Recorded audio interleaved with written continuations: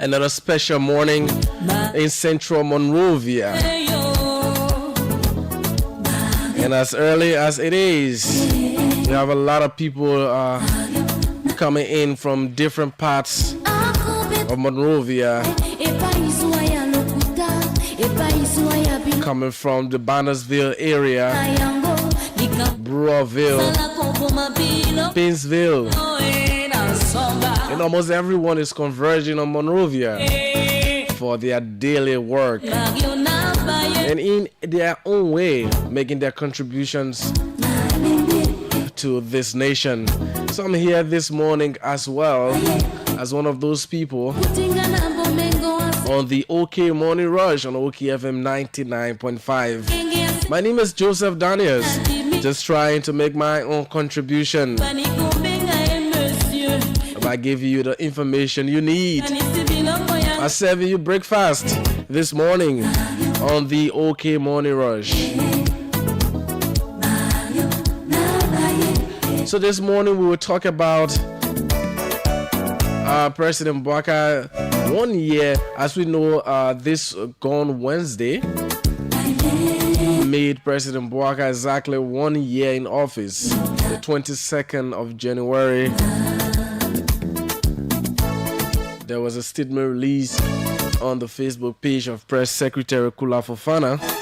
We'll talk about some of the issues she highlighted there. Is it all true? We'll check it out this morning here on the program. And also, some lawmakers have been invited for questioning by the Liberia National Police in connection with the fire incident at the Capitol. We've seen a response from Mbatu House Speaker Fonati Kofa as well. And something again, a Terrifier incident. Wow. All of that this morning on the OK Morning Rush on OKFM 99.5. At 8 o'clock, we'll be talking more about the county meet. We'll have the organizers here this morning to discuss about the quarterfinal stage and other issues surrounding the county meet. But let's take our commercial break to be right back with more here on the program, The OK Morning Rush.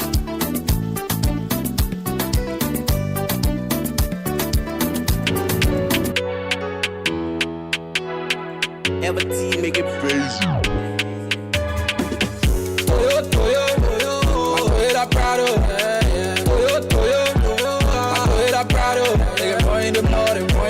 Bring back safely. They can more in the morning, more in the same. Bring back quickly.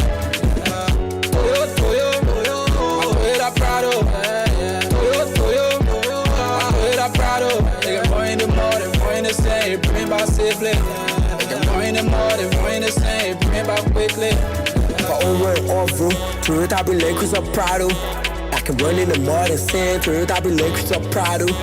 For over and over, Toyota be like Chris Prado.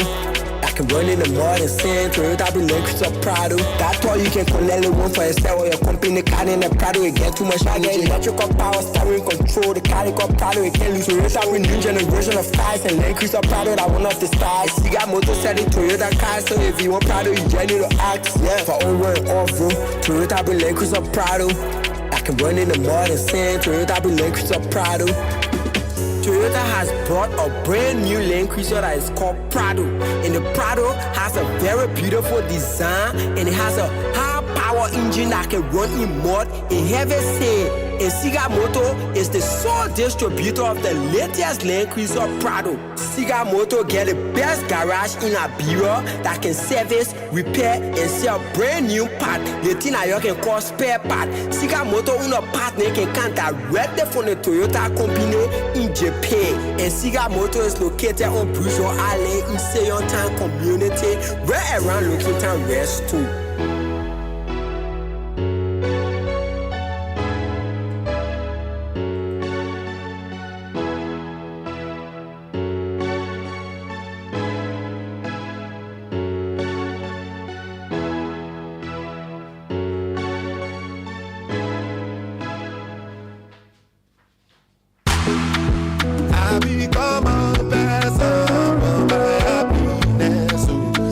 Is your car sick? Is your car having engine problem, wheel alignment, or air conditioning problems?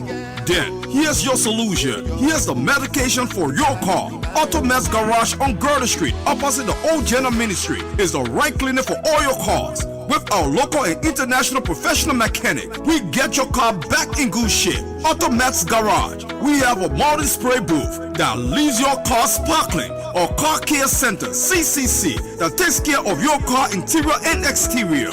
We get your car the modern rims and doors handle. Let's just say we pimp your ride. Make your car look modern at Automeds Garage on Girdle Street. We have a professional tire center that change your tire in no time. With our state-of-the-art diagnosing machine, we know exactly what's wrong with your car. No guessing. Our tow service is one of its kind. Tow your car for a reasonable amount if we won't fix your car, and for free if Automeds will service your car. Our prices are unbeatable and our customer service is outstanding. So whatever your cars need, call Automeds Garage on Girdle Street, opposite the Old General Ministry, on 0555-535-307 or 0777-884-077. Automeds Garage. We care for your cars. I become a passer for my happiness.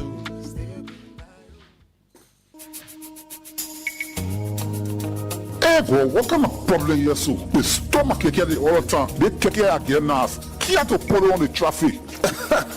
I say, pay, don't worry. There's a company here called Banjo Motors. Banjo Motors will take care of all of that. Don't worry. Banjo Motors. They can help you protect your vehicles, motorbikes, keke, and you just name it. Banjo Motors can also do live tracking.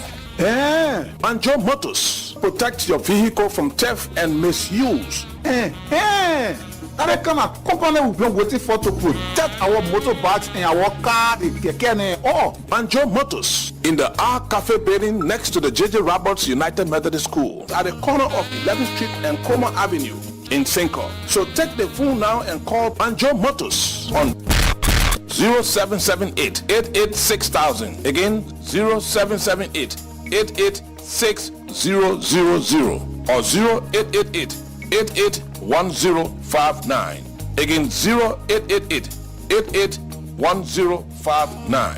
Banjo Motors is waiting for your call right now. And the kind of company we've been waiting for to protect our motorbikes and our car, the keke and all.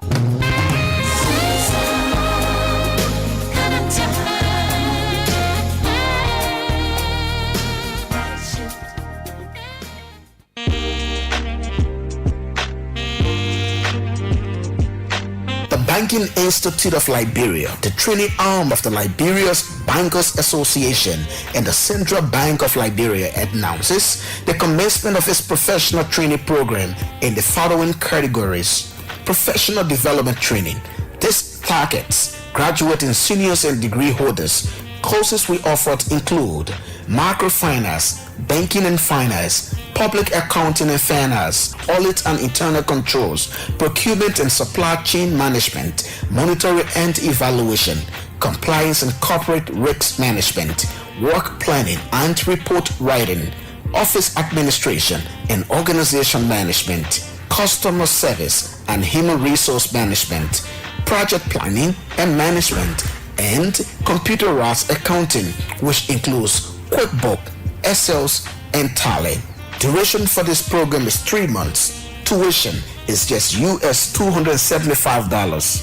The second program covers business development training. The Banking Institute of Liberia also offers training for high school graduates and college students in small business development and management and microfinance management.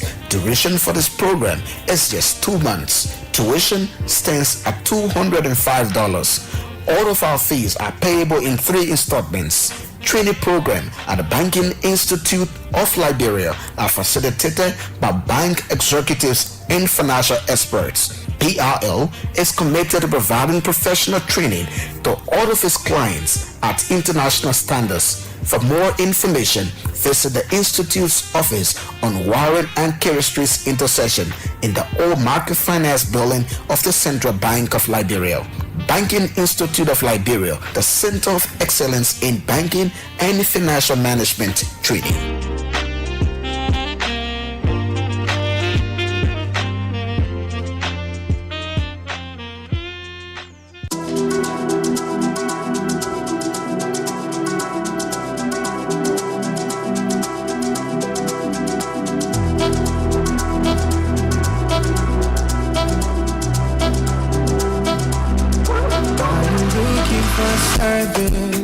Internet service, fast, reliable service for your home and your office. Unlimited service with the best coverage. You got to choose. Connect, connect, connect. Choose connect, connect, connect.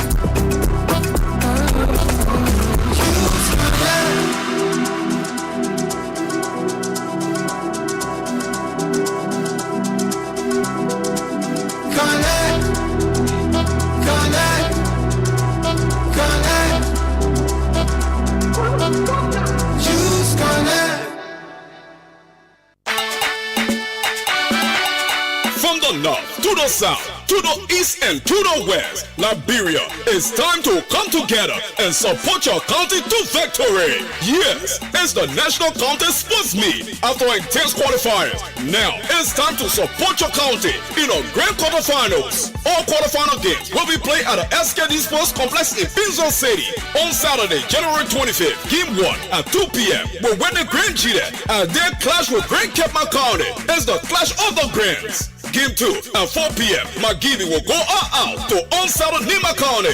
And on Sunday, January 26th, Game 1 at 2 p.m. Bapolo County will do everything possible to upset Maryland County. Game 2 at 4 p.m. Bon County will want to put Lofa County in a situation they can handle. Is that gonna be the case? All road leads to SKD in Pinzo City on Saturday and Sunday. Around the field, $5 USD. Stadium wing, $10 USD. And VIP is $25 USD. Get your tickets now at My Lab Store on Topman Boulevard adjacent YWCA. My Sportwear, 72nd opposite Masako.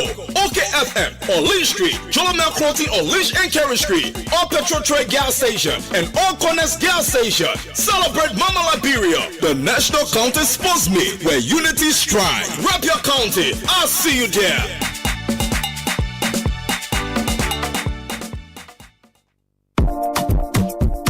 Attention, attention, attention to all lovers of the good things in life. A house is not a home, and a home is the one place where you should feel relaxed and accomplished. Your home should reflect who you are. So, it's time to make that upgrade with minimal damage to your pockets. And I have the perfect solution for you. Home Sweet Home, located on Benson Street, between Center and Buchanan Streets, got you covered. From the kitchen, we have air fryers, juice makers, pressure cookers, freezers of all sizes, and all the modern kitchenwares you can think about. From the bedroom, we have top-of-the-line, exquisite beddings to give you that great night's sleep because you have earned it, and soft, comfortable towels for your bathroom. And in the living room, we have high-definition TV sets of all sizes, unique aerial rugs, classy curtains in all the colors you desire, wall paintings of different sizes and colors, furniture,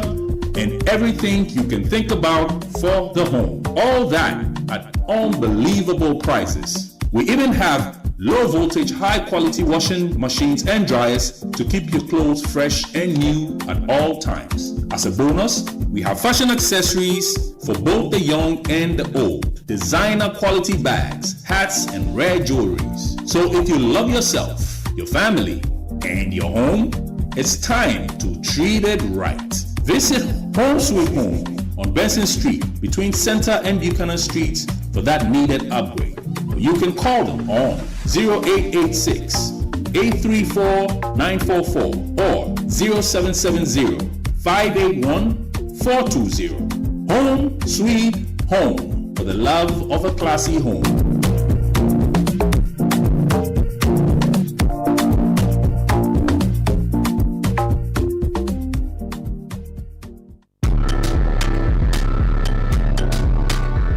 Liberia, the sun is shining, and so are your opportunities to enjoy 24 hours current with Funny Brothers Corporation Solar Solution. Why let the power of the sun go to waste when you can make use of it to generate current for your home, business, or community?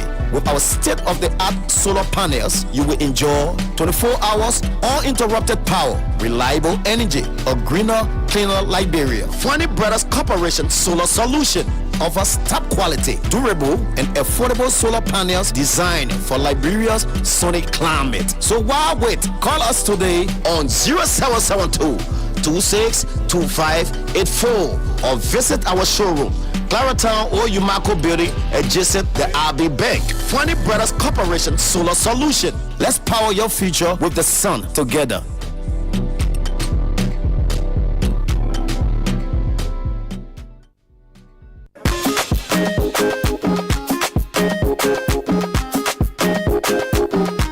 Good news, my people, good news. Salary advance from SIB Bank. Get money from SIB while waiting for your next salary. This is for any customer whose salary passes through the bank. You don't need a collateral.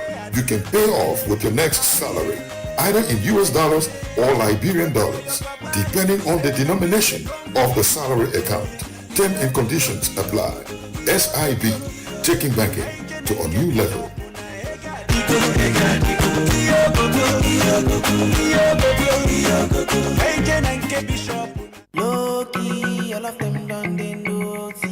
Looking good is business. So why not switch up your wardrobe at Jolomel Clothing on Lynch and Kerry Streets intersection. Jolomel Fashion House, the first of its kind ever. Specialized in the newest and modern designs of proper suits for gents and ladies, wearing dresses of different designs and style. Evening dresses for any event. At Jolomel Clothing, your style is in your hands. Check our casual men's sportswear tailored to suit your fashion sense. Matching suits for that new and lovely couple.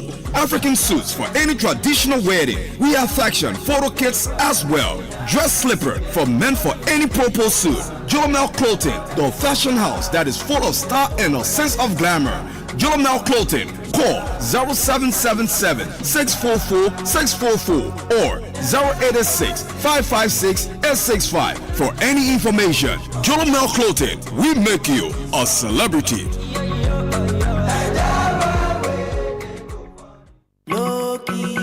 Okay, welcome back to the OK Morning Rush on OK FM 99.5, and thanks to all of you joining the show this morning, wheresoever you are. This is the OK Morning Rush, and thanks to those of you watching us live, that like T. Samuel McGill, who is watching. He says, "Good morning, Joseph Daniels, following from Bombay County, where I lost my mother yesterday." Sorry about that. Stobatus M. Nyond Jr. is following closely from Pipeline. Hilton Wulejido is following as well. Jerry Platter is following. Vavle Kole is following. Hanafi Jallo is following this morning.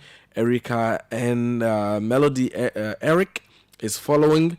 Jaju Tote Jr. is following. Salia Nyang is following from Capital Bypass. Ambassador Christy Numa is following. Alexander Sedi, Emmanuel S. Doe, Daniel Tente, Johnny Coleman, Famuyan K. Bayo, Daniel Wallow, Edwin Magapuan, Jacob Kwei, Kojo Mensa is following from Ghana. Seth Kelbe is following. Boakai Fonanti Bona is following as well. Africano Nimle is following. Jeremiah Wiegba, Felicia Sawi, David Silly, James Favor-Vani, Alexander Samin, Ruth M. Tia, and all of you joining the show this morning. Thanks. Let's take our fact check segment quickly. When we come back, we begin our conversation here with you on the OK Morning Rush on OK FM 99.5. I'm Joseph Daniels. Now it's time to go to local voices and hear what they have for us. Good day and welcome to the Fact Check segment. This segment debunks disinformation and provides the verified facts of statements made online and on the radio.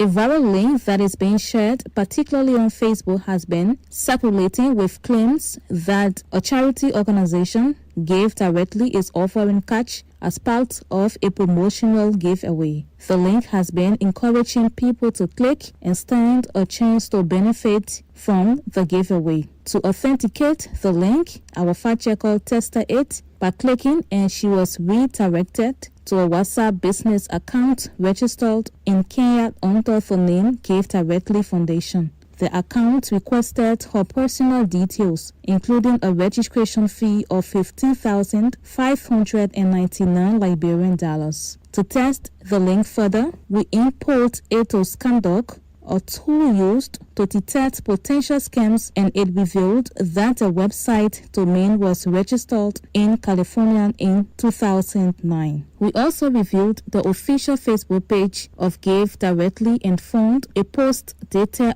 August 13, 2024, clarifying that the organization does not register people for their programs through social media posts, messages, or WhatsApp. Based on our research, we conclude that the viral post claiming Give Directly is offering a promotion are fake and misleading. The link is a scam designed to collect personal information and hack social media accounts. The public is strongly advised not to click, share, or engage with this link.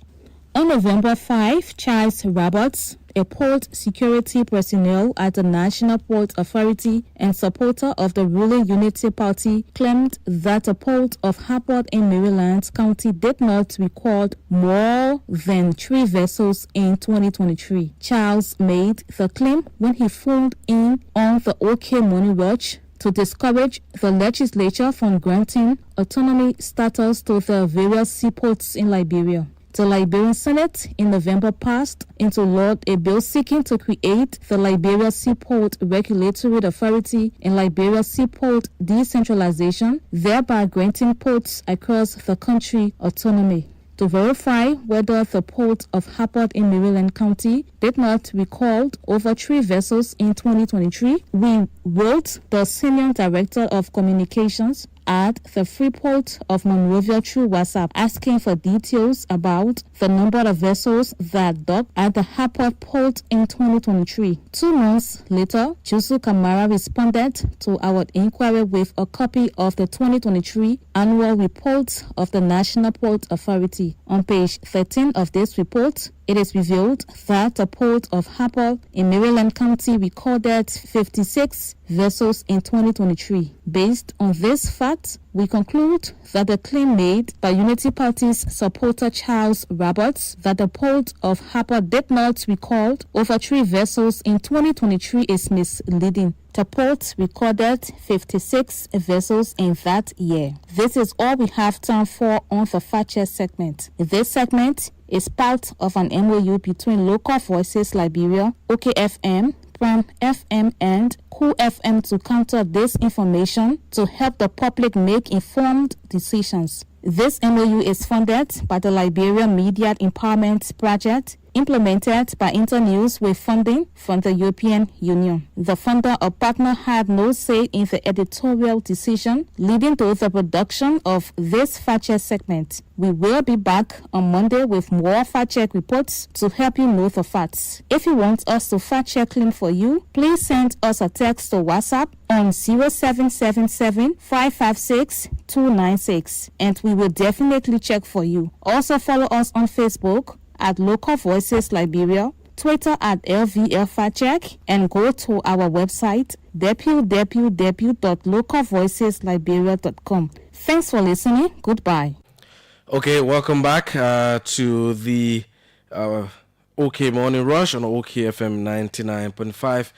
So thanks to all of you again for always being there with us, always joining us on the program. It is good that we always, have you with us, because it is because of you that we, usually are here for the program in the morning. Okay, so let's start this morning. A lot has been going on since the funeral of the late Senator Prince Johnson. A lot has been happening. I was in Nimba, and it was a very, very, Senator Johnson was a controversial figure. So his death and burial was accompanied by some of those controversies, looking at his wartime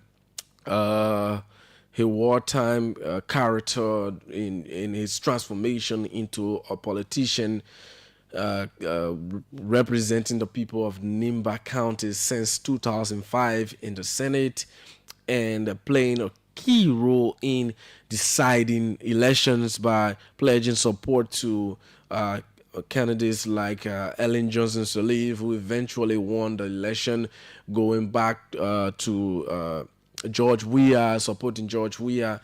He won, supporting Joseph Boakai as well. And he has played a very, very crucial role in our political landscape over the years. And with all what, he with all of his contributions during those years, they also came with some level of controversial. For example, he supported George Weah in 2017, in the 2017 election against Joseph Boakai, and George Weah won the election after we reached in 2022, preparing for the 2023 elections. He decided to withdraw his support, and that did not go down well with some members in his party. There were some members in the party that stick with George Weah, and others decided to go along with him. And eventually President Boakai won the elections, and Nimba played a key role again. And so following that, we noticed that during the campaign, one of the issues that President Boakai talked about was the War and Economic Crimes Court. So when he took over, it was one of the major things he talked about from the day of the inauguration. That was in President Boakai's inauguration speech. It was in his inauguration speech, which was delivered, talking about the establishment of the War and Economic Crimes Court to bring a closure to the war. What has happened to people? There were people who were victims of the war. Almost every Liberian, there were some people who felt the worst of the war, and there are people who bear the greatest responsibilities for some of the atrocities committed. And Prince Johnson was one of those people, but he felt that it was not necessary, and he kicked against it. And so during his burial, there were a lot of controversial statements coming from another warlord, Thomas Yaya Nimle, who is also a senator. Sometimes when these people make some of these statements, it is because of the platform that we give them as people. We let them to office. We make them, great people, so they will have to speak on behalf of our county. Nobody knows if what he said reflects the people of Grand Jida County, but he is the leader. He is one of the senators of Nimbak of Grand Jida County, so he was afforded the platform to speak on behalf of the people of Grand Jida County. And he said it was because of the war and economic crimes court pressure on Senator Prince Johnson. He was not pleased about what has happened over the short period of President Bouakar's presidency. And that was also buttressed by some members in Senator Johnson's party. And following that, there have been some dismissals and suspensions. And let me tell you about some of those suspensions and some of those dismissals. We saw the one with the assistant NSA boss for operations. Let me get to it quickly. The assistant NSA boss. Okay. President Bouakar relieves NSA director for operation Wallo of post. It says President Joseph Bouakar Sr. has relieved Mr. Nesco Alio Wallo of his duties as assistant director for operations at the National Security Agency NSA with immediate effect. The decision, taken for administrative reasons, is part of ongoing efforts to ensure the effective and efficient functioning of Liberia's national security apparatus. The president assures the public of his unwavering commitment to maintaining the highest standards of professionalism and accountability across all sectors of government, particularly with the nation's security institutions. The president has extended his appreciation to Mr. Wallo for services rendered to the Republic and wishes him well in his future endeavors. So this was a statement released by the executive mansion dismissing Nesco Wallo. And one thing that I've been hearing is that and as a security apparatus, if you are in the security system of the country, a police officer, NSA, DEA, soldier, you are not to be a part of any political party. That that is something that we know, that security officers, you're supposed to be a neutral person.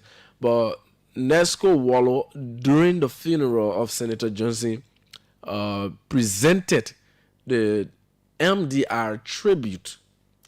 He was the one presenting the tribute on behalf of the party. So how can you be a security person and you are there representing a political party? And those are some of the issues we have within our security system. We have people who are compromised. There are people who are members of political parties, and they are appointed based on that line. They are appointed because to those positions because they are members of those political parties that supported them. So people are going into this position, and sometimes it is difficult to relinquish your previous position, which led you to having a new portfolio as a security personnel. So he was dismissed, although it was not stated in the letter exactly why he was dismissed. But after that particular tribute, we saw his dismissal, coming just few days after that, and it is something that a lot of people have been giving mixed views about what has happened, what led to his dismissal, or why he should be dismissed, if he should be dismissed or not. I don't know, but there are different argument coming up from that. Okay, so, and we also saw the dismissal of Cesar Pede from the Ministry of Labor. So he was also working as an employee at the Ministry of Labor, and he was one of the persons who blatantly stated that because of the pressure from the War Crimes Court, Senator Prince Johnson passed away. And sometimes there's this argument about being in government and having freedom of expression, speaking out, And this is my own opinion about it. When you are part of a system, I don't think that you should be within the system and criticizing. For example, within the government, if you are within the government, I think you should channel your grievances or whatsoever disagreement through your meetings or your gatherings or whatsoever closed door areas. You should be able to channel your grievances instead of coming up in public to criticize the same administration that you are part of. Now, what I know people do in other countries or in other democracies, if you are in the system and you want to remain and change the system, you either provide, documents to the media, other advocates, you leak out. That's why they have whistleblowers within institutions. You either become a whistleblower in order to serve the public with those information, to help to leak out information, sensitive information that maybe could help to straighten the system in the way that you would like to see it, but not to come out publicly to criticize the same system that you work in. That's what I know. Or if you cannot remain within, you have to tender in your resignation and speak out against what, and speak out against what you think it is wrong about the system. We've seen a lot of that happening, where people will resign because of policy differences. A lot of officials around the world, when they feel that they do not agree with the policy of the administration, they will have to step aside. Then you are free now to discuss whatsoever. But if you work in the administration policy is that we have to bring a closure to what happened during the war. This will be done through recommendations from the Truth and Reconciliation Commission. And you are in the government, you have a different view about that. It is not our best practice to come out publicly and criticize the administration while you still work. So you'll notice that you will be dismissed. It happened during the administration of George Weah. So during President Weah's first term, during President Weah's term in office, there was this issue about the vaccine. When the government was like carrying out awareness about people taking the vaccine when the first batch of the AstraZeneca vaccine came to the country. And people were hesitant while the government was struggling to convince people. The Deputy Information Minister, then Eugene Fagon, took to the media and said that the vaccine the government was bringing was in fact making people to get sick.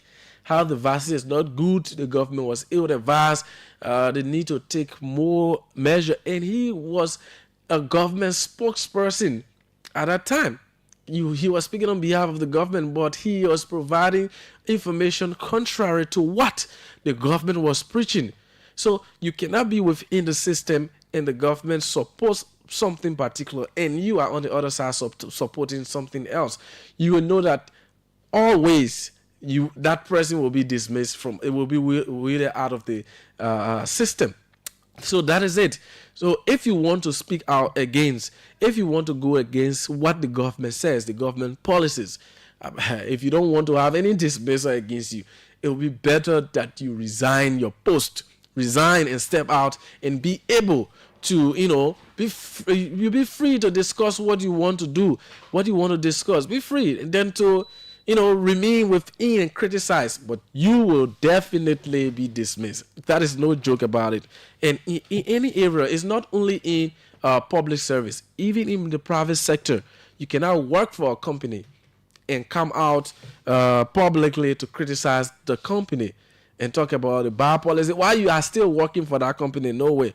You either be a whistleblower or you resign from the company and do your criticism. So that is no news. It is not strange for what I've seen. It is not strange from the dismissal that the president is instituting against some of those officials or those ministries that those people work at. And because of that, the MDR has also come out to distance itself from the statements made by some of their officials. So that is it. That's my opinion on that. So another thing I'd like to talk about is the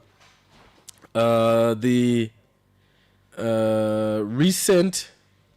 Let me get to it quickly. So yesterday, the Liberia National Police wrote the House of Representatives. Let me get to it quickly. They wrote the House of Representatives, and that is pertaining to the ongoing investigation into the fire incident at the House of Representatives. And that fire incident, the police has established in its investigation that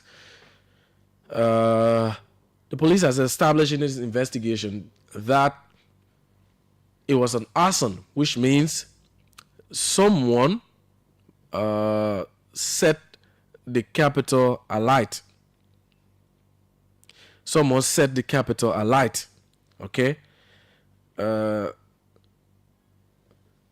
So this statement was released by the House of Representatives. Let me, for some of you who have not seen the statement, let me share it with.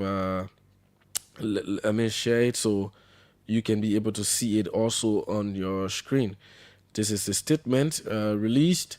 I will read it for you shortly. Just hold on. I'll read a statement for you very, very, very shortly. I'll just give you a gist of that. Okay. So this was released by the House of Representatives after they were written. So it says LMP labels former Speaker Kofa and associates as persons of interest in Capitol building arson attack. The Liberia National Police has formally communicated with the Honorable House of Representatives regarding its ongoing investigation into the recent fire incident. So that is it. That is what the House of Representatives is saying. That they receive a communication from. Okay. They receive a communication from the Liberia National Police. In a letter addressed to House Speaker Richie Nangbekun and read in plenary by Deputy Chief Clerk Comex Chie on Thursday, January 23, during the fourth day sitting of the first quarter of the second session, the LMP extended its highest regards to the legislature and acknowledged the significant impact of the unfortunate fire on the nation's legislative activities and cultural heritage. The LMP disclosed that as part of its efforts to uncover the circumstances surrounding the incident, several persons of interest have been identified. So now, these are persons, excuse me, these are persons of interest, which they are not suspects. So based on what will be discussed, they could become suspect or not. But they are only persons of interest to help aid the investigation. They are only persons of interest.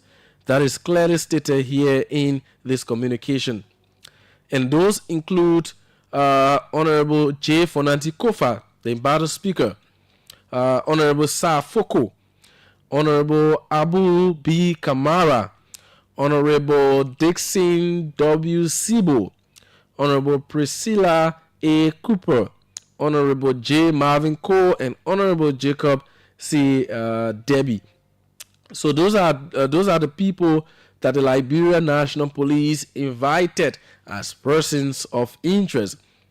The police emphasized their commitment to conducting a professional and transparent investigation, ensuring that the rights of all individuals are respected throughout the process. In the communication, the LMP requested a meeting with the identified representatives to discuss the terms and framework for their participation in the investigation. The police also assured the House of Representatives of their willingness to provide any necessary support to facilitate a smooth and effective investigative process. Following the reading of LMP communication, a motion was proffered by Maryland County Electoral District 2 Representative Anthony Williams to forward the communication to the House leadership. Meanwhile, the leadership of the House of Representatives affirmed its belief in the rule of law and expressed its commitment to cooperating fully with the Liberia National Police. The House leadership stated that it will work closely with the police to ensure due process and the dispensation of justice. The Liberia National Police and the House of Representatives remain united in their commitment to addressing this matter of national importance and ensuring that similar incidents are prevented in the future. So this is the statement released by the House of Representatives. It was released just yesterday after that body was written by the Liberia National Police. And this has been greeted with mixed reactions. And before this statement, the CDC issued a statement. The CDC coalition, that's the Congress for Democratic Change, held a press conference citing that they will resist any form of arrest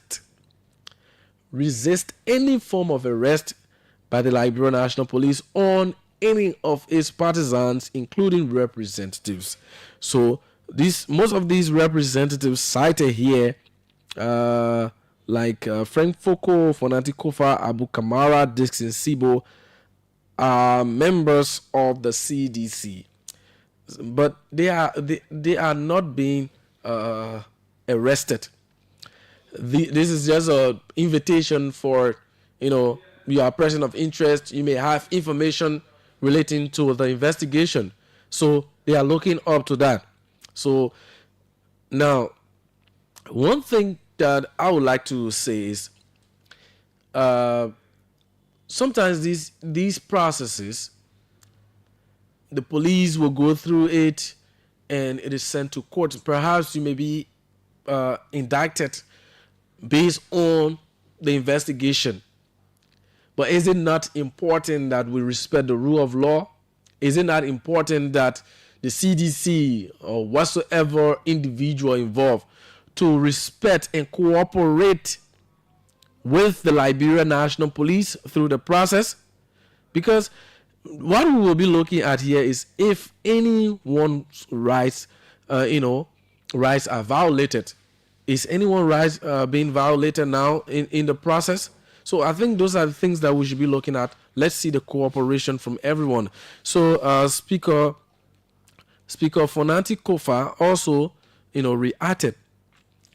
Speaker Fonanti Kofa reacted. This is what he said on his Facebook page. Let me get to it quickly. This is what he said on his Facebook page. He says, I understand that by communication to the House of Representatives majority bloc, the Liberia National Police has invited me and others to assist in the investigation of the fire incident. Since the unfortunate occurrence of this event, I have consistently cooperated and ensured the cooperation of all persons under my employ. I must reiterate that I am and remain absolutely innocent of any involvement in this event. I again encourage the authorities to seek international partners' assistance to ensure a fair and impartial investigation. So, the embattled speaker is saying that he has been cooperative and those in his office, but with the process, with the statement that he's encouraging the government to seek international partners' assistance to ensure a fair and impartial investigation, he feels that the investigation is not partial. Perhaps in a statement, or will not be will not be impartial. He feels that investigation will not be impartial if it is left with the Liberia National Police or local authorities. So what can we look at? What can we see in this particular statement from the speaker? Is it that he would not cooperate going further? He didn't state that here, but now his party is saying that they will resist any form of arrest in this particular process. We just hope to see how it unfolds. So everyone within the CDC, the speaker, we hope that you can be able to cooperate with the process as it is. As you have been written, you have not been arrested. You are a lawyer, so we hope that you cooperate with the process. Let's see an end to this. And the LMP as well. Sometimes you will arrest people and you do not pursue that. Remember, during the presidency of George Weah, there were some people arrested and it was just released. There was nothing like charges against those people. So sometimes, I don't know, it is just to prove a point that you arrest someone, or what actually can be your target. Recently, we saw the issue with Sekou Kalasco and others. They were arrested and detained for some days before they were freed. We want to see that before the courts. Well, if you arrest someone, make sure that the process go to court. If you lose the case, it means that you pursue it. But you should not just let it be just, after arresting a person and incarcerating them, after some time, let it be. It should not happen with this also. And also during your investigation, make sure that everything is done properly so that when you indict someone, it should be clear that when you go to court, you'll be able to, at least win the case and show to the public that based on your investigation that what you did was true. So that is that as it relates to that case. Now, finally, let me touch on President Boakar's first year in office. As you know, the 22nd marked President Boakar 1 year in office, and I also did a report on that. And the press secretary released a statement. We did this engagement on our social media page, and there are a lot of people commenting, sharing mixed views, and views are divided on the performance of President Boakar. So the government, the president office, so the press secretary releases this statement. She speaks on behalf of the president. So whatsoever she releases represents that of President Boakar. So this is what she said in a statement. She says, exactly 1 year ago, Liberians witnessed a historic transfer of power from one government to another. In a resounding vote, they made it clear that they desired change and rejected the status quo. The defeat of the previous ruling establishment struck at the heart of its foundation, leaving wounds that have yet to heal. Today we look back, all isn't rosy. The challenges are present. The dire weight of the past administration still bears heavy. However, the commitment to improve is ever present. Let me go straight to this. He said, His Excellency Joseph Newman Boakar Sr., the leader who inspired Liberians to brave torrential rains. I want to go strictly to what she talked about. Okay, let me just read. It's not long. Torrential rains, muddy roads, fractured relationships, and difficult choices remain steadfast. His compassion, patriotism, and trusted leadership capabilities are evident as he works to address the nation's needs. 1 year on, the future looks brighter. The economy is on an upward trajectory. The exchange rate is low in comparison to what was inherited, and rice remains affordable, stable, and readily available.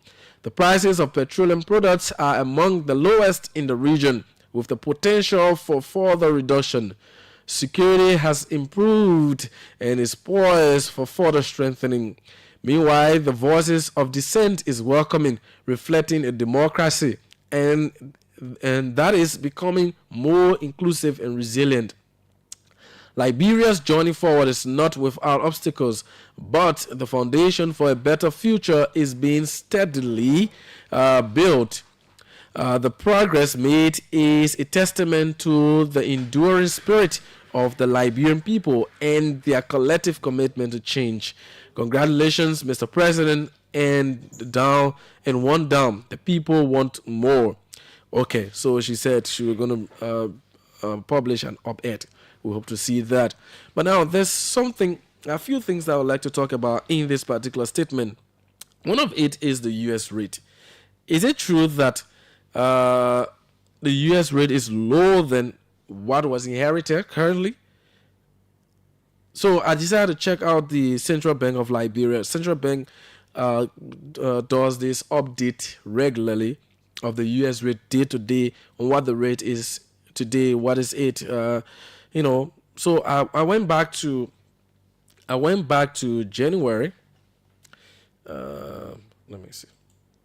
I went back to January 2024. What was the rate then? Let me check it out. So I have it here with me.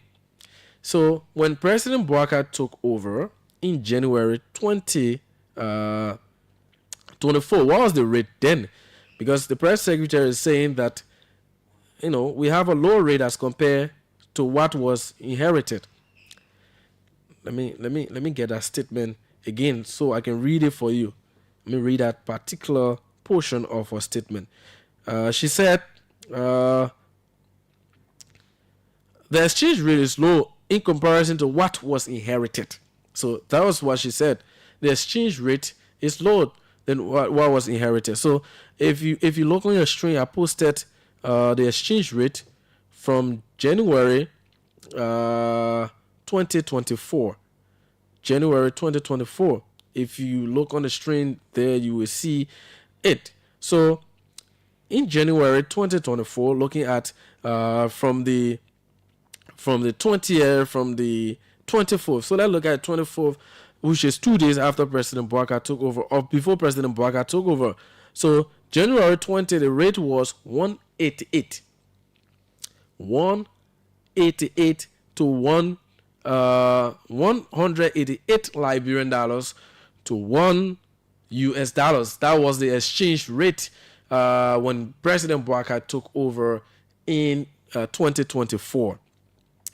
So we began seeing increase following that. So which means the US rate was already on an increase when President Boubacar took over.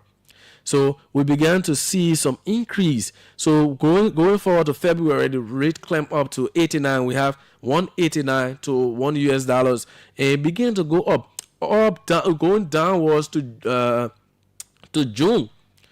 June, we had the US rate climb up to 193 to $1 US. So he actually met the rate at 188, but up to June, the rate climbed up to 193. And going towards August, the rate was now in 194. 194 to $1 US. That is the buying rate I'm talking about. 194 to $1 US, which means when you go to exchange money, what you were getting by then. That's what we are talking about. That was in August. October, it began dropping a little bit. In October, 192. Up to November, we began to see, we began to see it drop up to 187, 188 in November. That's the latest part of November. We saw it drop downwards. And in December, we had the rate coming down to 180, 179, 178 in December. But when we hit when we hit towards January, where we are now, so the exchange rate published by the Central Bank of Liberia on the 23rd of January is 194. So which means from January 22 which was 188. Now January 22, we have here 194, the exchange rate. It clearly shows that the rate has increased more than what was met there. This is what we have here. So sometimes when public officials post some of these things, we have to check it out, because they will usually post in order to show to you that they have made progress, but it's very much important. So from what we're seeing from the central bank, actually the U.S. rate is not lower than it was met by President Joseph Boakai. It is not lower. In fact, it has climbed. We saw a decline around November and December, but it has now it has gone far above, what was inherited. And this particular statement was released by the press secretary on the 22nd of December. So it is clearly not true. So you have to check it out. We have everything there. You have to check it out yourself. You can check on the central bank website on the exchange rate. You will see everything there. It is not true that the U.S. rate has dropped or is lower than what was inherited. We had a decline at a particular period, but currently the U.S. rate is higher. Central bank is reporting that 194 Liberian dollars to $1 US, and what was inherited was 188. So that is it. This is the OK Morning Rush. At 8:15, we'll be taking the Ministry of Youth and Sport officials to talk about the county meet. Let's take few calls on 0777 700 995, 0555 995 995 here on the OK Morning Rush with me, Joseph Daniels. Let's hear you this morning on the show. Good morning. Yeah, good morning, sir. Live, let's hear you. Thank you. This is Lawson Pine. From the street here in Maserano. Let's hear you, Lawson. Thank you. I think that the bill of the capital bill, I think it is not for the nation, not for the UP. The ANC, for the Latvian people. Yeah. So if somebody break it down and the police move in quickly to run an investigation, then somebody will maturely say, don't touch my children. If you touch my children, they will not be good. So are you telling me that even when your children involved, they will not touch them? Are they support him? So we just said to the people that he and the party have been associated with violence. For the evidence that the investigation has not yet concluded, and the party chairman, Sengaku, just John gone. I think they should be focused on maybe we will hire the best of lawyers to ensure that our people are exonerated. They were in power for 6 years. I think they are sophisticated in terms of bringing in an expert to put into the investigation. But when they want to honor the police investigation, trust me, I believe in Gregory Como will do the best. Nobody will do anything partially at the thing. Okay, let's hold you there and take another one. We don't have time. Let's hear you. Good morning. Yeah, good morning. You're live. Let's hear you. And good morning, Labra, following this broadcast. This is Labra Chi Kamoy. Yeah. A phone information number 10 resident, 3 Pisa Smaru. Took all my attention. This is Joseph. Oh, sorry, Joseph. I'm sorry. My attention has been tuned this morning to the Grand Pastor Protest. I hope to listen to the just keep listening when it comes to talk about that. I know. All right, so we ain't talking sports here. We're going to talk sports for a whole hour. Let's hear you. Good morning. Joseph, good morning. You're live. Let's hear you. D. Eric Baye here. Eric, go ahead. Joseph, like we said yesterday, we say today, we don't think that the CDC doesn't want her people to comply with investigation. I don't speak for the CDC though. That's my opinion. Now, did you listen to the Justice Minister yesterday? He said on Clarence show, Clarence asked him, would he have said something better if he were in the position of the president? He said no. He would have said the legislature and prejudice the entire investigation by his statement, saying hooligans against us, so you need our people. That way, the police chief cannot contradict what he boss said. Because even listen to this is the logic. If the justice minister said yesterday he would have said the same thing, meaning he doesn't want to contradict what he boss said, can the police director contradict the investigation? But we should also be looking at the findings from the report, from the investigative report. What is it saying? The police mentioned a lot of things that they see that point to that it was an arson. Daniel, this is the same police chief during one of his press conferences that said that they need international assistance with the investigation.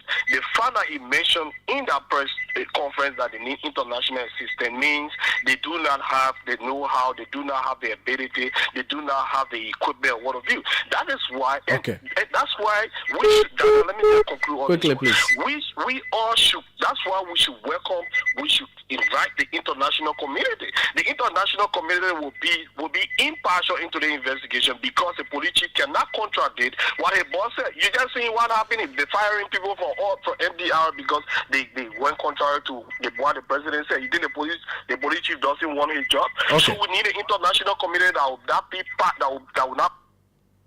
Okay, let's go there. This person, good morning. Good morning. Let's hear you. You're live. Well, thank you this morning. My name is Joe Deoye, and I join your conversation from Bushwa Island, Lucky Town specifically. Well, thank you this morning. I just called this morning to remind our people, especially Liberians, that during police investigation, when police invite people for questioning or consider one as person of interest, that doesn't necessarily declare that person to be the doer of the act. So I believe young people should not be used to get on the street to create problems for this government. This government is actually doing well. We need to support this government as young people, but we should not support people who support young people to create harm for our country. Thank you very much. Okay, let's take another one. Good morning. Good morning, Togo. This is Joseph. Oh, sorry. Good morning, Joseph. Yeah, let's hear you. My name is Adi Wuzin, first to be cousin of KOK. I'm joining you guys this morning for lecture district number 14. I want to say thank you to you for the conversation. But you know, the issue at Capitol Day relating to this fire and the statement made by the CC public chairman. The reason you see some of these statements are making by opposition or by opposition leaders is because of the act of the government.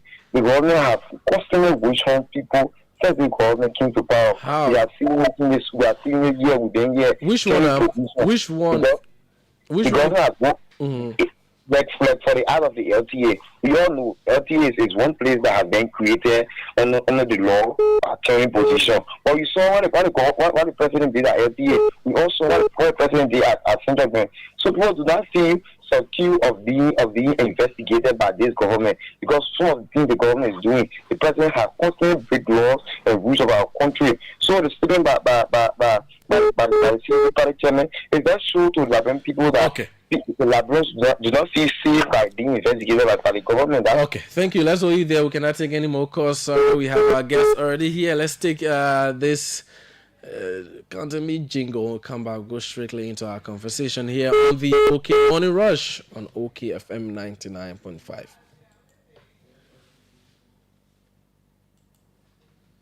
To the east and to the west.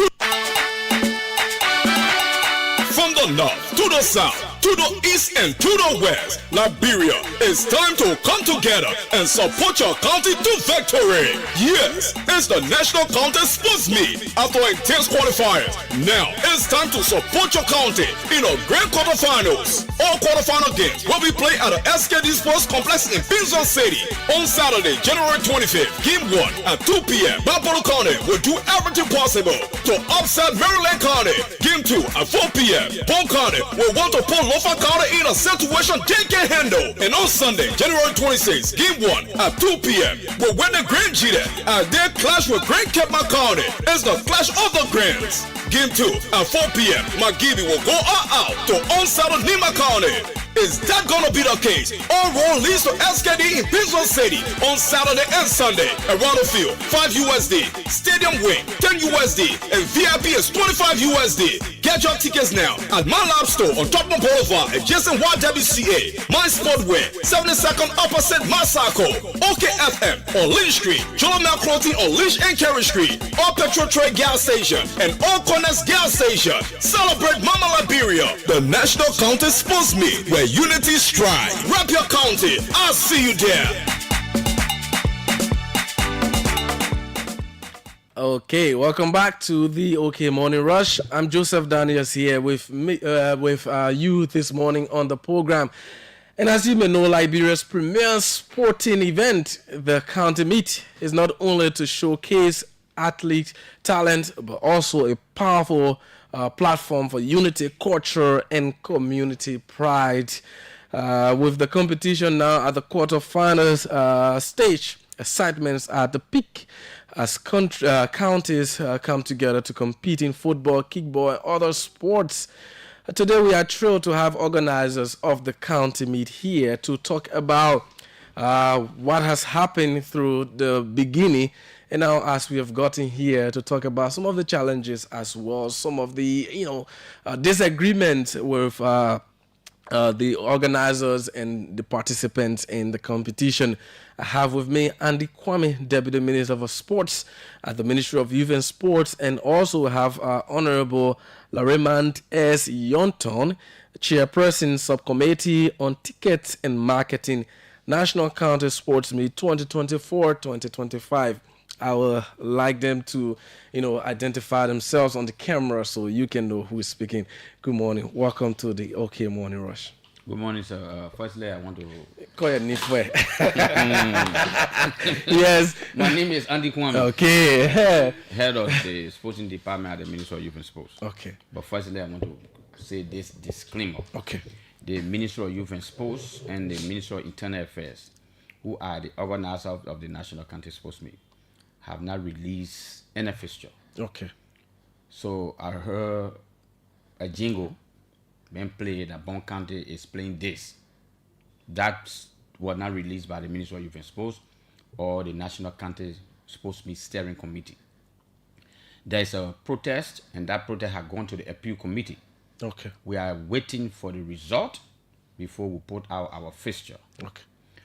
If Grand Bassa County wins the appeal, it means that there will be shift in the fixture. Okay. It means that Bon County will be out and Grand Bassa County will be number 1 in that group, meaning that Maryland, who is now number 1, will go to number 2. Okay. Meaning there will be no Bon County in the quarterfinal. Okay. Because of that, we have not released any fixture. Okay.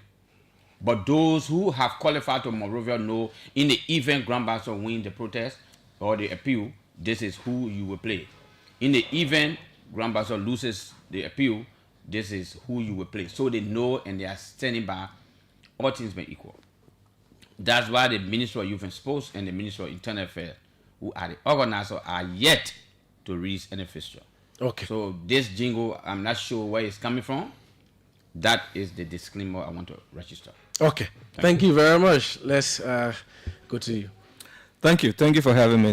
It's a pleasure joining the Deputy Minister for Sports here to talk about the 2024-2025 National County Meet. My name is Larama Yontian, and I chair the subcommittee on ticketing and marketing. Okay, we'll talk more about that shortly.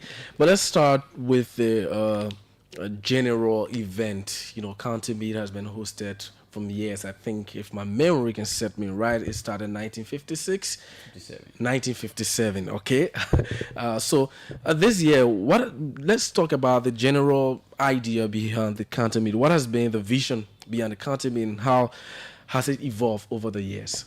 Let's start with the Deputy Minister. Yes, okay, thank you. The purpose for establishing the National County Sports Meet in 1957 by then President William V.S. Todman was for reconciliation, unity, and reunification of our country. You know, at that time the country was divided into provinces. We now have what we Counties. have now, counties. It was divided into provinces.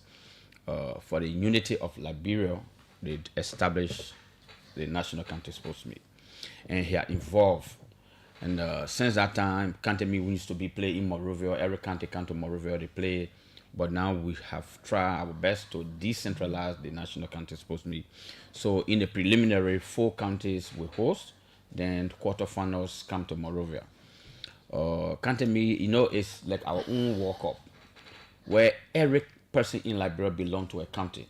Sometimes, okay, your mother come from another country, your father come from another country, or you live in another country, outside of your parents' country. So you just have to select which one. Okay, when they defeated one today, you jump behind the other one. Like Clarence. Clarence has about 4 counties that he usually supports.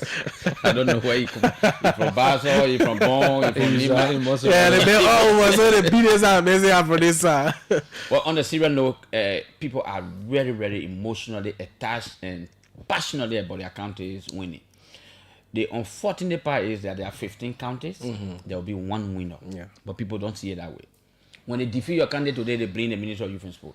When they defeat your candidate today, you blame Ende Kwame. When they defeat your candidate today, you blame the minister. The ministries of Youth and Sports and the Internal Affairs are not part of your team. They don't recruit your players. They are not playing for your team. They are not your coaches. They are not your technical staff. When they defeat you on the field, you blame us. Even though, yes, we don't control the referees, there can be some mistakes. Even at the World Cup, referees make mistakes. But when those mistakes are spotted by us, referees are punished on the basis of the mistake they made. But people think that because we are the organizer, when referee make mistake, we send them. Yeah. And mistakes happen, like you said, even in the Euros recently, there was a major mistake in the, I think, quarterfinals against Germany and Spain. And that was after after the finals, months after, and the referee was punished. Mistakes, I'm been in football for 29 years now. I know what can happen in football. Sometimes you go to the game thinking that you will win, the worst happen. Sometimes referee make mistakes. Those mistakes are genuine. Yes, the referees committee will punish them. Talking about mistakes and all the other things that follow the county meet, in your beginning statement, you talk about the purpose of county meet, uniting the people. Uniting the people. Over the years, have we been able to achieve that unity from the county meet? To a greater extent, yes. Okay. Let me give you an example. Lofa County. Lofa County, the former city mayor of Mosorado, Jefferson Koji, was instrumental in bringing Lofa to Monrovia. He was from the CDC. So when Lofa is coming to Monrovia, you will never see CDC or United Party or ANC or any other party. You will see united Lofa County. Nima, when they are coming to Monrovia, you will not see party. When Grand Basso is coming to Monrovia, you will not see party. When Bon County is coming, you will not see party. You will see united Bon County coming. That is the passion of sports. But after that, you will see most of them go to the party, go to their politics and criticize each other. But we are technicians, we don't see it that way. When it comes to county meet, you see the passion involved. You see Sir Joseph, you see Thomas Fala when he was in Monrovia, they will be behind Mosorado County. Void of politics. That is the strength of the National County Sport. It brings people together, regardless of politics. You can be surprised. Sometimes, 2 years ago or so, you will see the ANC leader, Cummings, behind Maryland, Webber Brown. I mean, there was a protest 2 years ago. I saw Senator Webber Brown, Representative Mark Jury. They were all involved into it. Former Speaker Beaufort Chamber. They were all involved to it to make sure that Maryland win. That is the essence of the unity we talk about in county meet. It doesn't see party. It doesn't see political party. It doesn't see religion.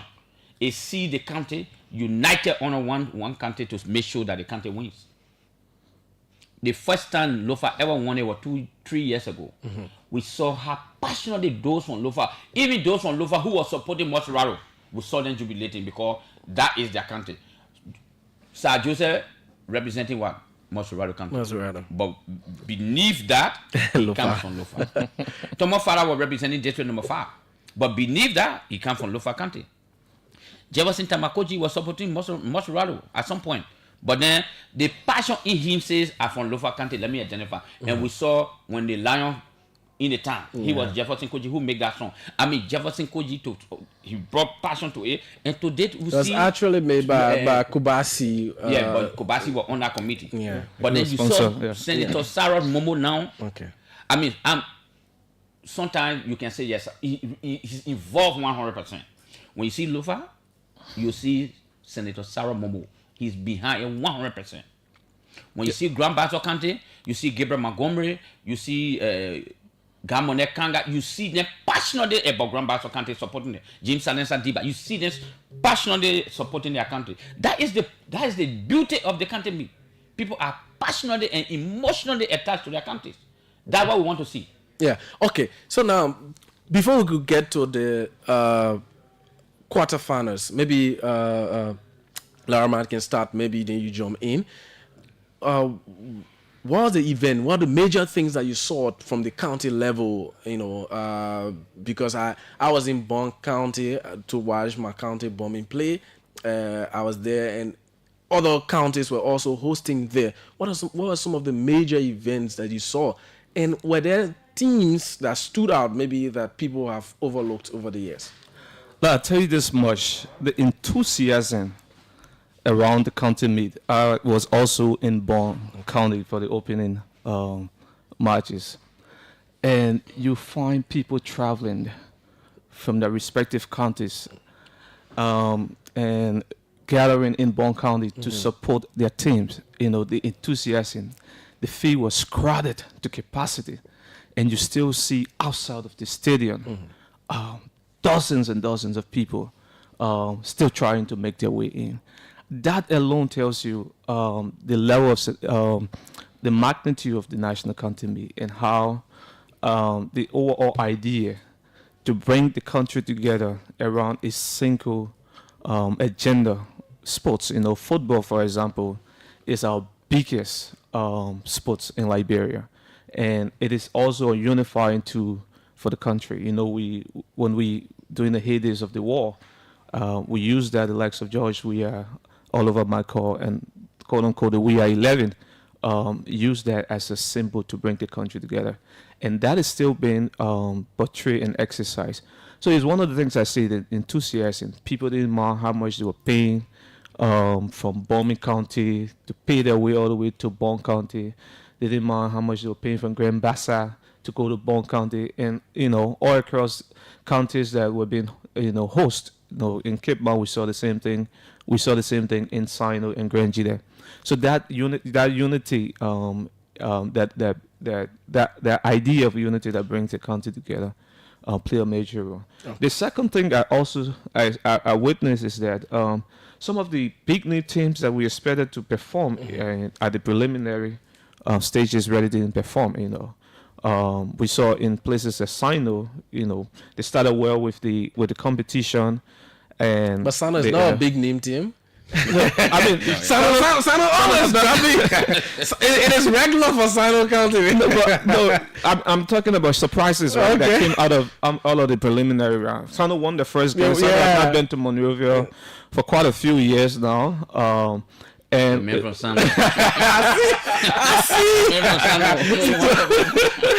I see. Yeah, you trying to win the first game. Like you were like, I think, you know, Sano can qualify, but at the end of the day, they did not. You know, disappointed.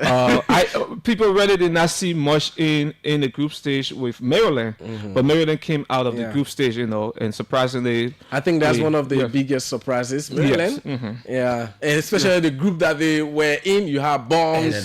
You know, yes. Yeah, Grand Bassa, Bomi, and Maryland came up top on that group, right? Yes. Please. There is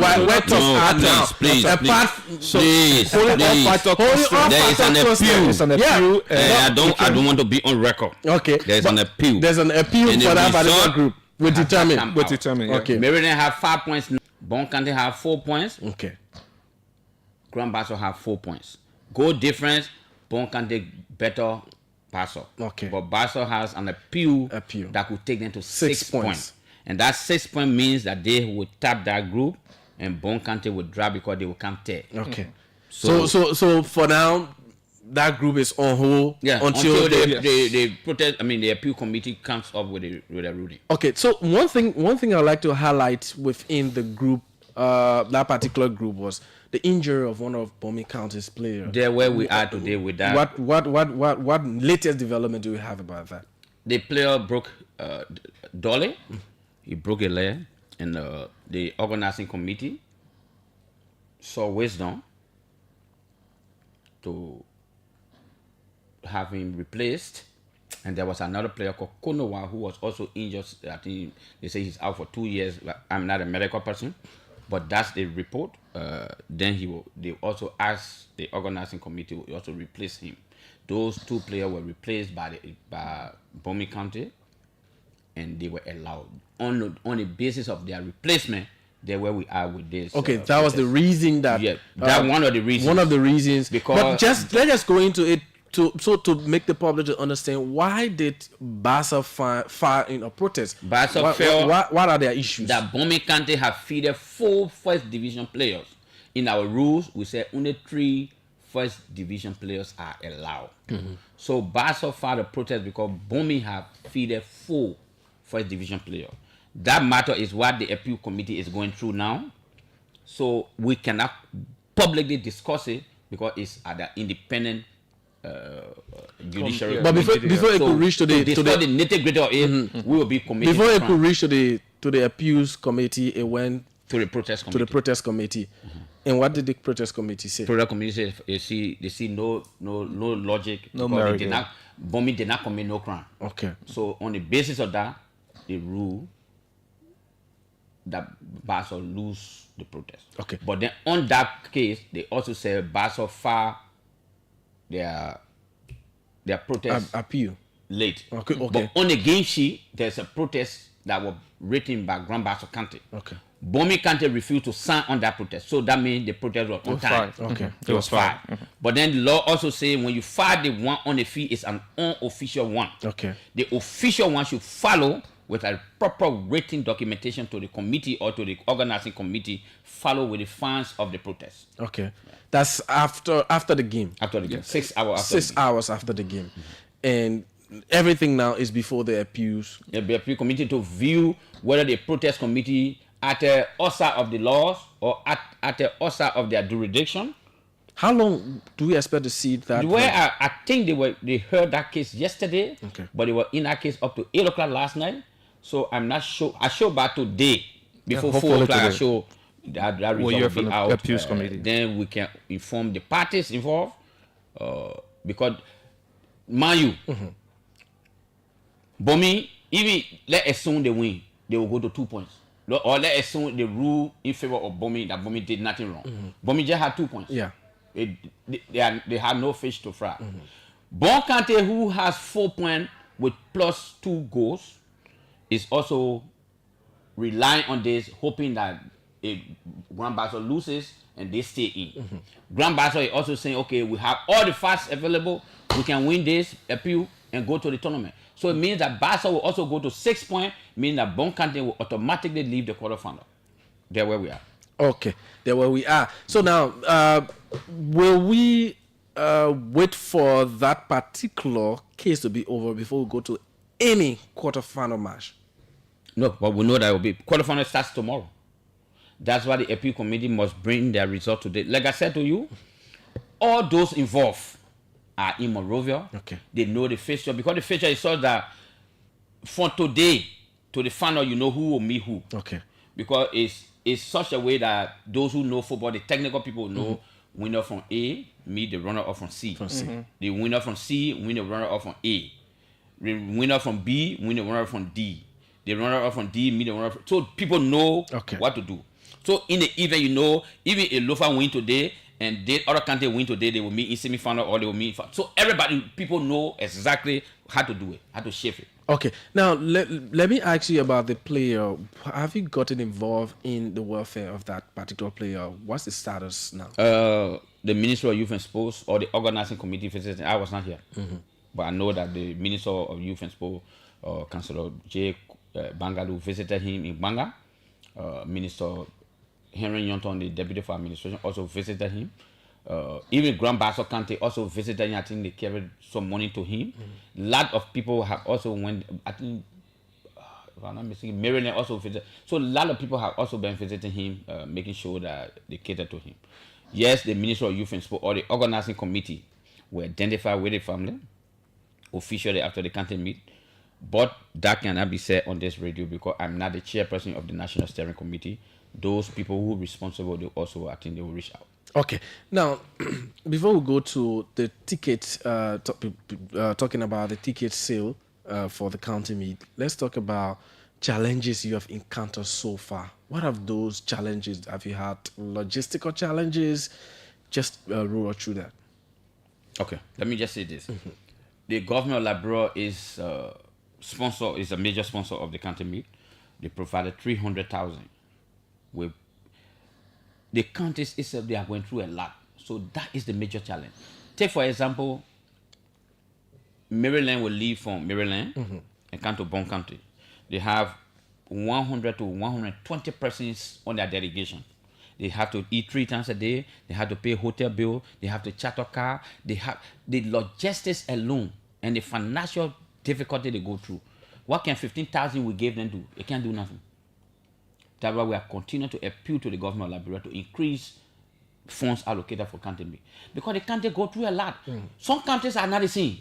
For example, Grand Basso, Lofa, Nima, Gbapulu, they are not the same. Lofa County may have a budget of 200,000, 300,000. Can Grand Cru, Riverside have the same? No, they don't have it.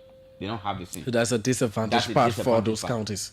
But Nima, Basso, and Bon County always got assistance from Ashila Mita because that's 3 counties they operate in. Okay. But the other counties don't have that same opportunity. Okay, maybe there will be companies in Gbapulu are operating there who will give them small assistance. My understanding is that B Mountain also have identified with Grand Cape County. Is that same thing happening for other countries? No.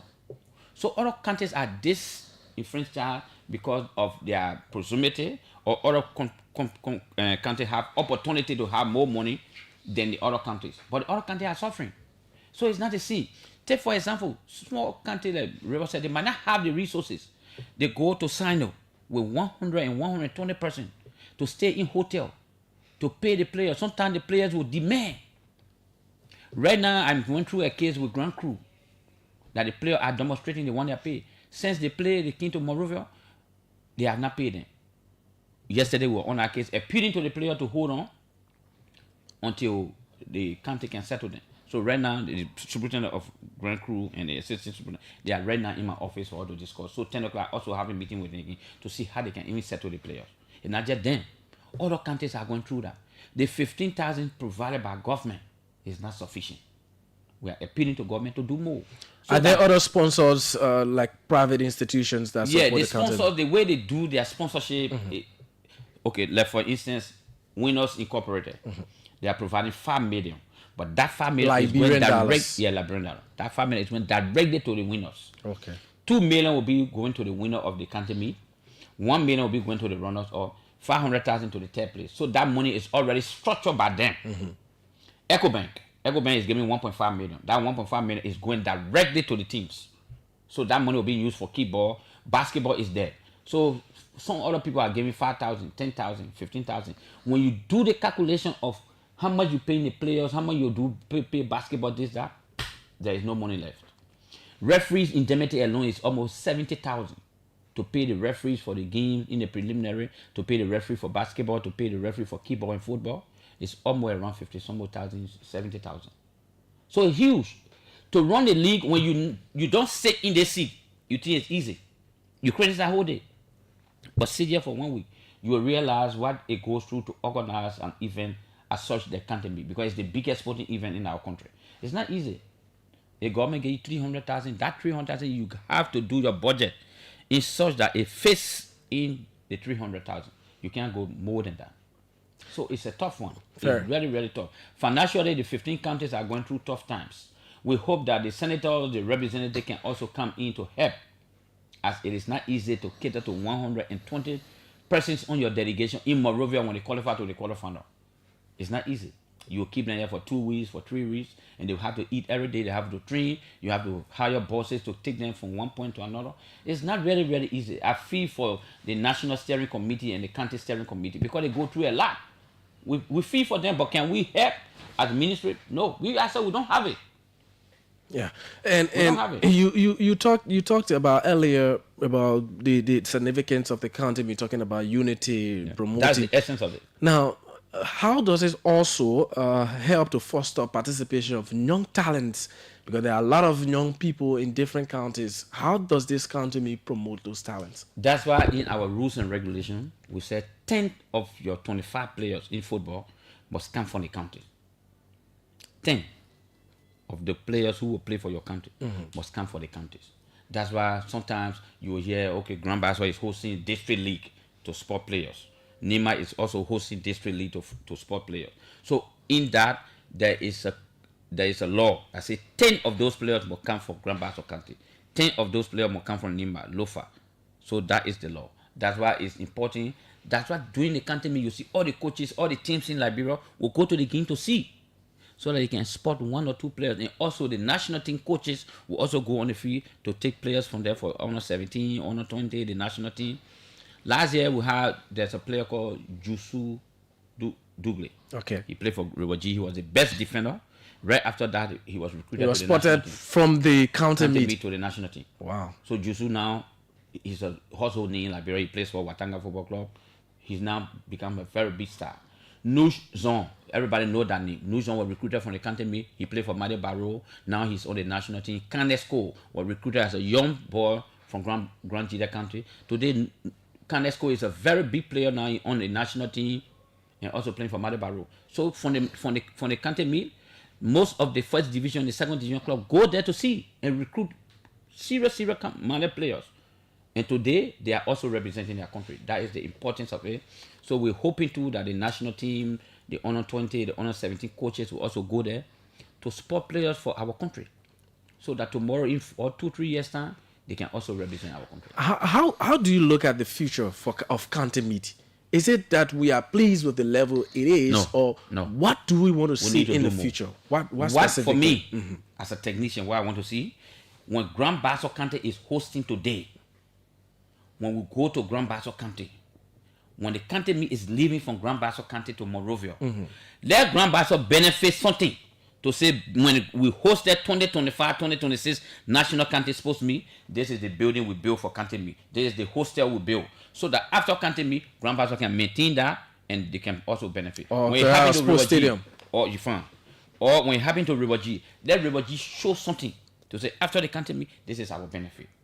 Or those who will win it, let there be something to show that after winning the county meet, this is what we can show. I think the government need to invest in that. Is there a possibility also, maybe you can come in, then the minister can also share light on that. Is there a possibility that the way we see international tournaments, that you go to a particular country, maybe we could select one county, maybe this year county meet will be hosted in Lofa or in the Western region. Is it possible? No capacity. At this moment, it's not possible. But let me pick back on the point of the future of the county meet. Under the leadership of Councillor Jericho Bangalu, he said it many times that this is where we want to go the next 5-6 years. That at the end of every county meet, we have to show something. It's not just about meeting the political deliverable that is around county meet, but also addressing infrastructure concern at the level of these counties. So let every county meet, and we are very, very concerned and serious about this. The 2024-2025 implementation of this year's county meet, once we are concluded, we should decide as a management team which county would benefit from infrastructure project, and we will be able to show the Liberian people that this was what we did, at the end of this county meet. This was what we raised, and because of this amount we raised, we're able to implement this project. I think it's a step forward, but also by and large thinking broad. We want to see, because like Kwame said, the county meet is our World Cup. When countries go to the World Cup, like I remember when Liberia qualified at the time for for the first time for the African Cup of Nations, and they went to South Africa, you had big companies like Adidas and all that thing that coming to them, right? We look to see these countries being sought by big companies, not just companies that are coming to the National Steering Committee to give their support, but individually going out beyond the National Steering Committee and helping to support and strengthen through sponsorship each of these countries, because the struggling ones will always struggle.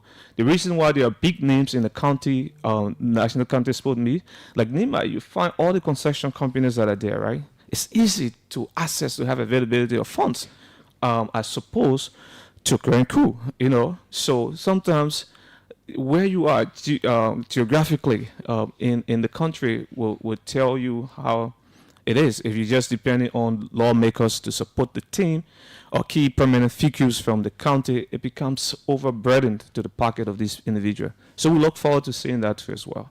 Okay. So now, let's go strictly to the ticket sale. How is the process like? How can I get a ticket to go for any of the finals? So the first thing that we did as a national steering committee this year is to do something different. For the many years county meet have been hosted, ticket sales and ticket management have been on the ministry, done by the Ministry of Youth and Sports. Mm-hmm. So this year we're trying something new. It's a new idea, but it's worth trying. There are risks associated with it. But we decided that for the first time in the history of National County Meet, we will outsource ticket sales and ticket management. So we went through the procurement process, and the contract, the vendor's contract was awarded to Fish and Press, Printing Press. So they will have the authority based on the contract that we have signed with them to print the tickets, ensure that there are security features within the ticket that cannot be duplicated, and ensure that they sell the ticket and pay to the government through the Ministry of Youth and Sports what is due to the government. How it has been done before? Yes. So what was the first structure in place? Then what is being done now? So before you will have a vendor who will win the printing contract for the tickets. So you only print the ticket and deliver and make delivery to the ministry, right? And so we do the accounting and all of the tickets are correct, and the ministry proceed to selling the ticket utilizing its staff members within the ministry to do that. But there's a caveat. There's a reason behind this decision. The last county meet, we experienced loss, massive loss in terms of revenue generation as one pair in comparison to previous county meets. And the reason behind that was that the tickets were massively duplicated and sold alongside at a cheaper rate alongside the original tickets. We made several arrests, and even as we speak, there are cases that are still open that have not been concluded as a result of that. So we decided that we want to avoid all of that, where people are printing tickets and eventually duplicating the same tickets and selling it to the public. So we hope that this new idea of outsourcing the market ticket and the management of ticket sales to a private third-party vendor will prove right for us as we go ahead. Okay, can you give a breakdown? So how much will the ticket be sold for, and where can fans get their tickets? So for the coming quarterfinal games, we have, for example, the Around the Field ticket.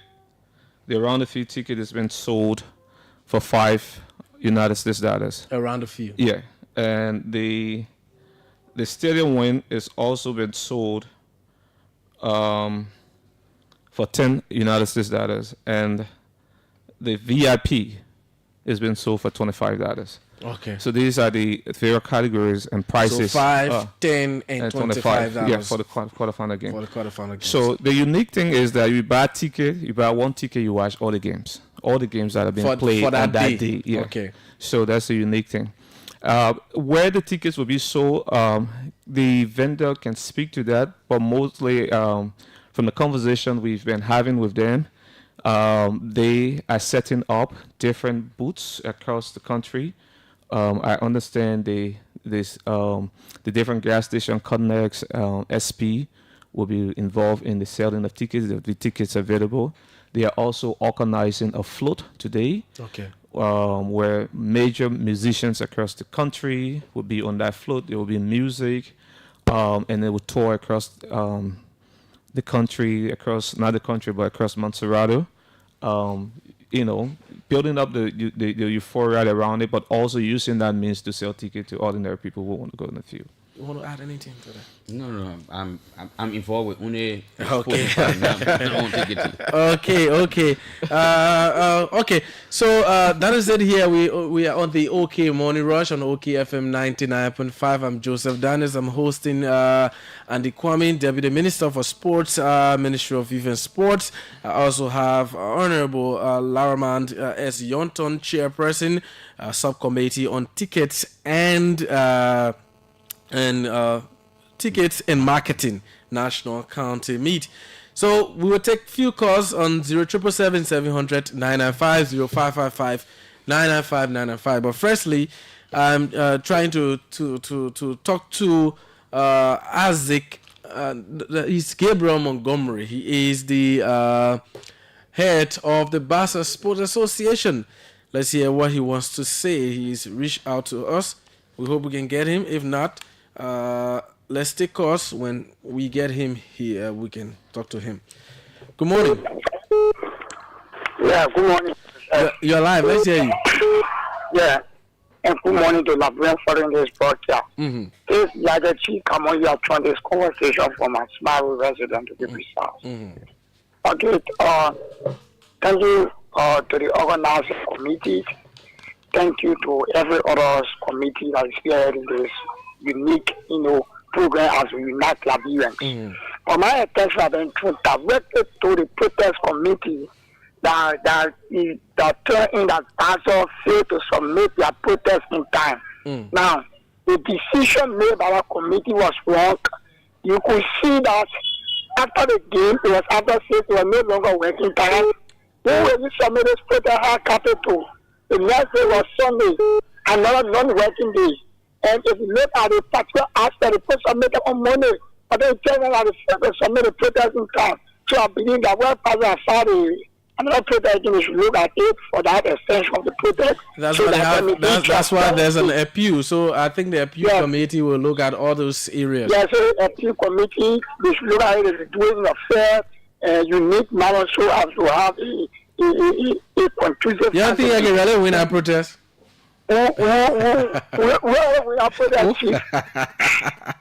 Okay, let's hear from another person. Good morning, Bassa people. I don't know. Let's hear you. Good morning. Yeah, my name is Momoko. I'm calling from Fiano. Mm-hmm. Yeah, my only question I don't know because every time people come into Moscow, they ask that question for the and the semi-final and that of the final. We get beautiful countries like Nima, Bukana City, we get Kakata, we get all of cities. You want the semi-final and the quarterfinals to be hosted in some of those countries, huh? Yeah, sometimes government can look for good better stadiums because only SKD will get as a big stadium in the whole country, which is very powerful. Liberia, the whole country to always be managing one stadium. Okay, yeah. Let's hold you there. We have on the line Gabriel Montgomery. He is the Bassa Sports Association head. Good morning. Welcome to the OK Morning Rush. Good morning. My name is Gabriel Montgomery, and good morning to the Liberian people at the Grand Bassa County. Gabriel, you filed in a protest with the officials of the county meet. Where are we with that?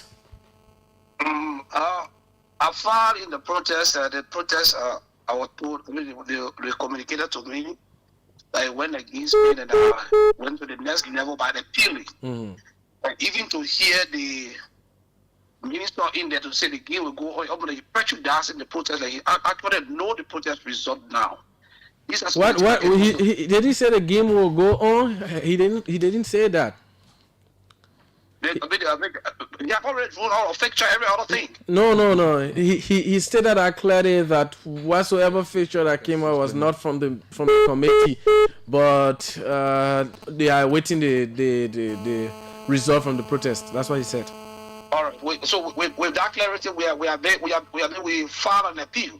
But there are a lot of things that are happening, and they're happening clandestinely even within the Ministry of Youth and Sport. And this is a body that we're supposed to trust. This is a body that is the organizing body. It will amaze you to know that we even went for the appeal. We got different rules. We got different rules in our hand, and the appeal committee got different rules. All of a sudden, the rules are changed. What do you mean? What do you mean by that? That you have different rules and the committee has another rule? What do you mean by that? Yeah, before the start of the country meet, they will give each team the rules and regulations. So the rules and regulations given to us is now a bit different from the rules and regulations that is used by the appeal committee. In fact, the appeal committee recognized that, because for every time we reading a particular portion of the rules and the article, it is different from what they have. Specific provision. Can you be clear about what's some specifics? Clear. 20,000 for appeal. 20,000 for protest fee. 20,000 what?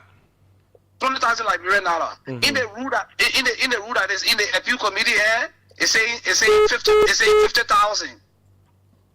So you see such a deception. Why another you can point to? So many of the chapters that we quoted yesterday, we have variants. So what we did was we took their copy, they took our copy. You said there are so many. Can you point to some of those specifics so that the organizers will be able to address that? Yeah, one of them I quoted chapter 13.1 in my protest. And that 13.1 we're talking about the number of players that the number of players you can register, number of first division player, and etc. What number is in the one that you have? It is what I have. What number? What number? It was a 13.1. Number of players in your 13.1. The number of players in my 13.1 is 3 first division players at the time. Okay. And in the one that is with the organizers, what number do they have? No, it doesn't even speak of it. It doesn't speak to it. It speaks to a different thing. It doesn't even speak to a different thing. But let me just provide the information. We are at the appeal. We made our case yesterday, and the triviality of we didn't protest. We didn't protest in time. We clarify it. We did everything humanly possible to file in on time. The minister then know. We were in communication that very night. We were talking to him. He was talking to us. We filed on the fee. On the fee is the protests. So with where we are now, have you been able to go through the process with the appeals committee? Are you only waiting for a verdict? Yeah, I'm waiting for a verdict. I'm trying to communicate with them today because everything has to do with time. Because it is not the stopping point. If the result come out, if it come out, it is fair. We don't have to appeal again because the next people can appeal now is the court. But those of them that are saying, you plan to go to court? Which court? If you plan to go to court, yeah. If the result emulating from the appeal committee, if it is not, I won't say favorable. If it is not done impartially, we'll take the matter to court. Which court? Our lawyers are working on it, and they know the appropriate court to go. They know the appropriate court that we're moving to. Okay. Thank you very much. We'll be watching out for that. Thank you very much. Okay, Gabriel Montgomery is the head of the Sports Steering Committee of Grand Bassa. Let's say good morning. Good morning, Joseph. Yes, you're live. Go ahead. Hello? Yeah, good morning, Joseph. Quickly, please. This is the voice of Jeremiah Tige Kuba. I do join you this morning. Let me appreciate your guests for their deliberations. I want to recommend to them to follow European football. I want to recommend that at every stage of the country meet, no county that will qualify, let them don't percent that will be given to them as a result of financial benefit, be a quarterfinal and semi-final as a league go on. So I want to recommend it. Let them put that in place for next time. Okay. Or next edition of the academy. They are listening and will respond to you. Okay, let's take this one. Good morning. Let's hear you. It's a privilege to be on your media outline. And let me say good morning to your guests. I'm focused. I'm from the southeast. Very, very good deliberation. They have elevated very sound points which anybody could admire. But in that conversation, you see they're using Green Crew as a case study repeatedly. It tells you something fundamentally require the attention of the football authority and the youth sport.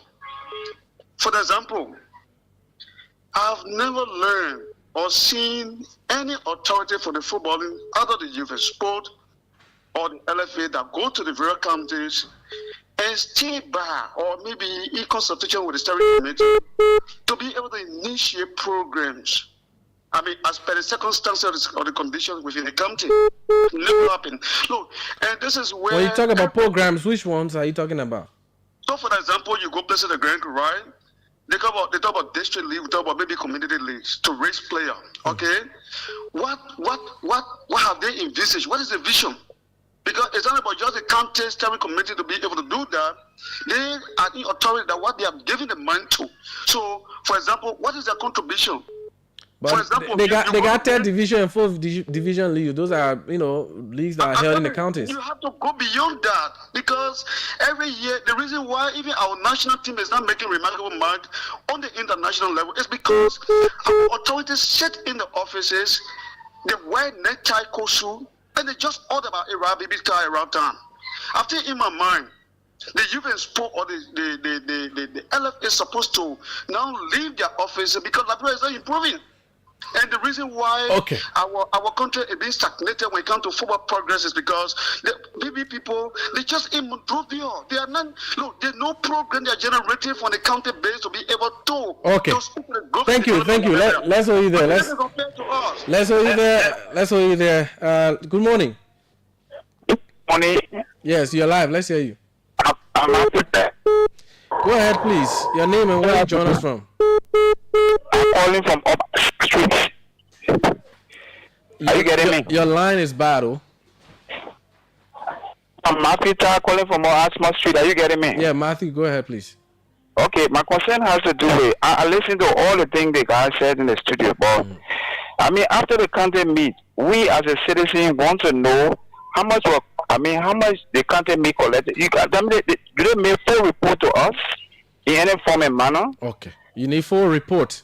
Yes, how much they work, how things work. Okay. We need to know. It's our concern. Okay, thank you. They're listening to respond. Let's take two more and go back to our guests. Good morning. Good morning, Daniel. Good morning. How are you, my brother? Let's hear your name and where you join us from. It's Anthony Pale. I call from Morovia. Okay.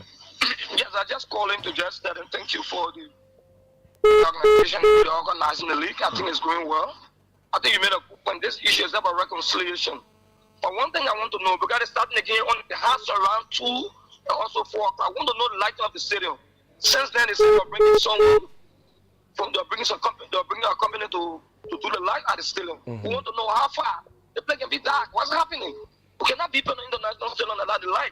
The youth sport minister up to us since then, even an equipment. They promised the light in the stadium. What's happening? We want to know the starting games 4 o'clock, 2 o'clock. Are they afraid of the stadium issue? Can you please tell us? Okay, what's the condition of the stadium now that we are about to? Yeah, that's a good concern. Stadium want to know the light of the stadium, please. Okay. Let's take this one. Good morning. Yeah, morning. Let's hear you, please. Yeah, the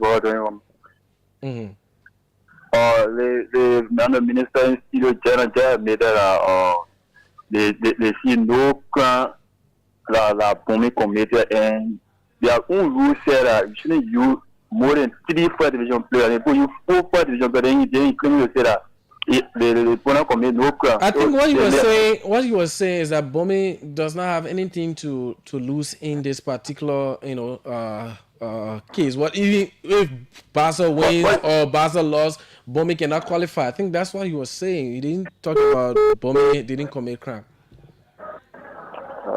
Yeah. All right. This person from. Let's hear you. Good morning. Quickly. Good morning, Mr. Daniel. Yes, you're live. I am Chokon Stanley Harvey, the Secretary General of Basketball Sports Association. Mm-hmm. Addition to what my chairman just said, there was a contradiction in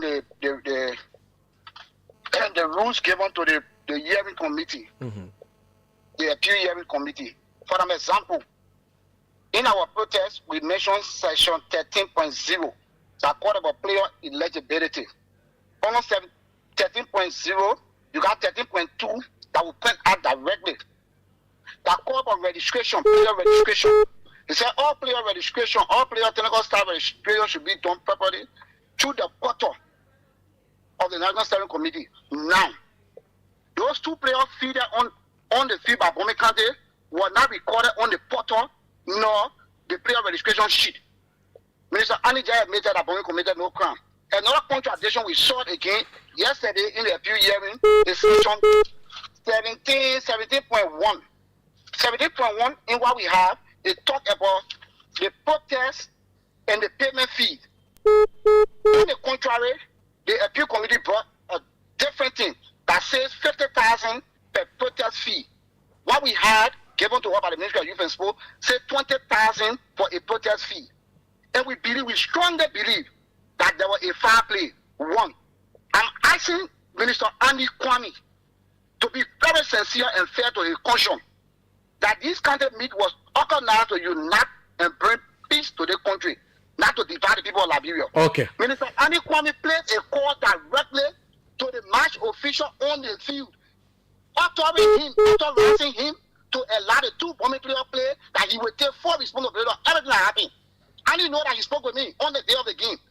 When He's listening, he will respond to you. Okay.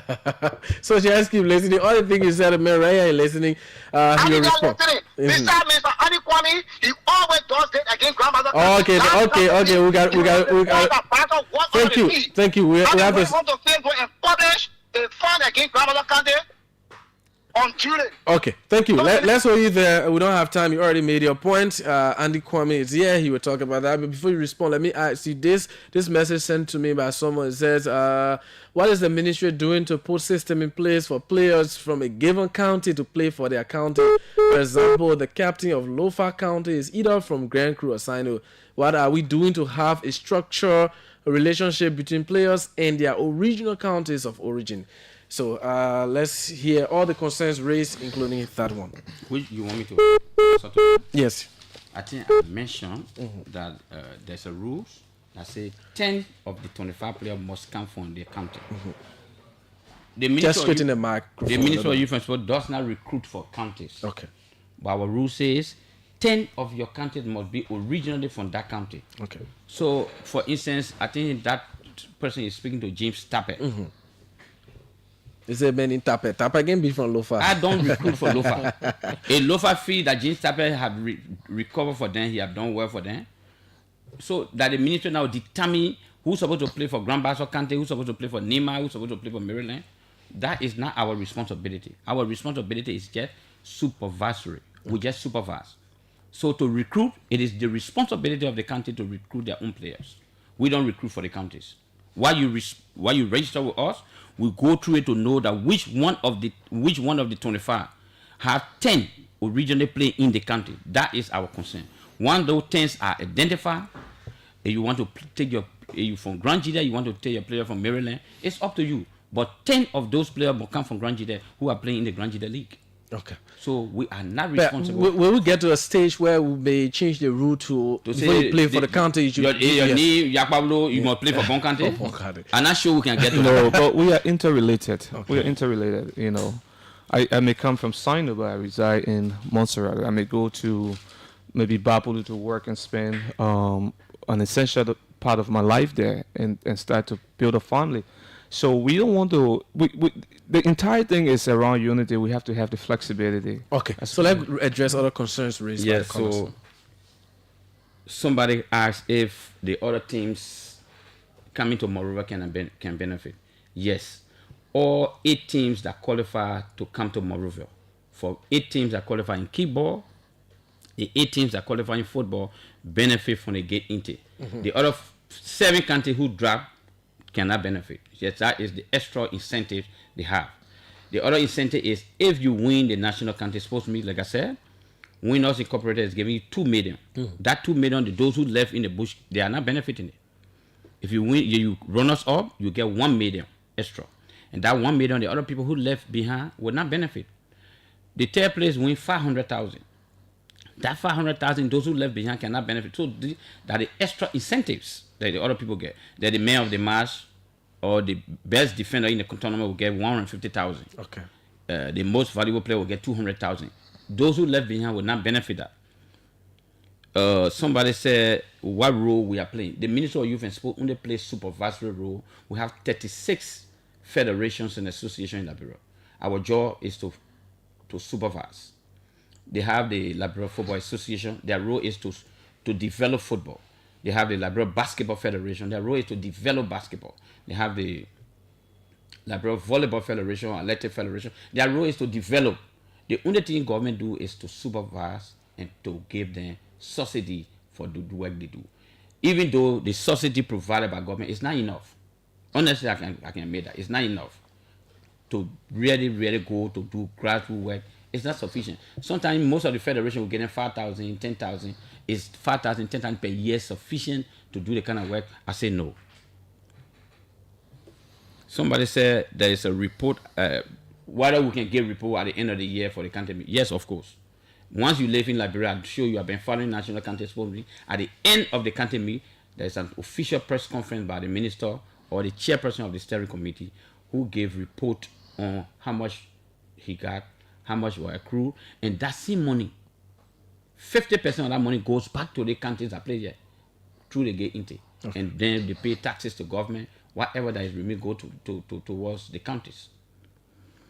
The lighting system, somebody talked about it.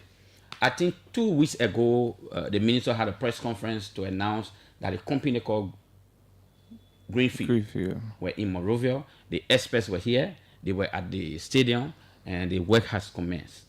The 6 weeks, the equipment will be here. Mind you, it's not like just teaching labor. What we had at our SKD before is analog, outdated analog. FIFA said we should change that lights to LED 1.2. The one the government is bringing now is LED, high definition, 1.5, remote control.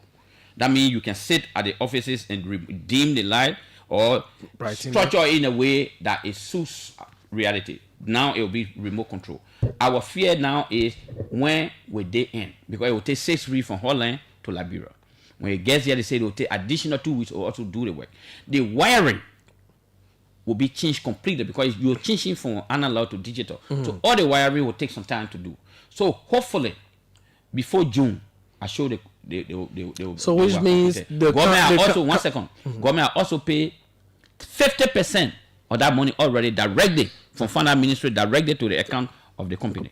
So the company also have received that. They were just here 2 weeks ago, hoping that in 3 weeks to 4 weeks that equipment will be here because 2 weeks gone already. Because they said in 6 weeks those material being Liberia to start this the work, and they will take 2 weeks to do the work. So which means we cannot play the counter meet on the light. No, which means honestly, we have to play. It's not good to deceive people. Okay, that lighting hopefully by April, May, June.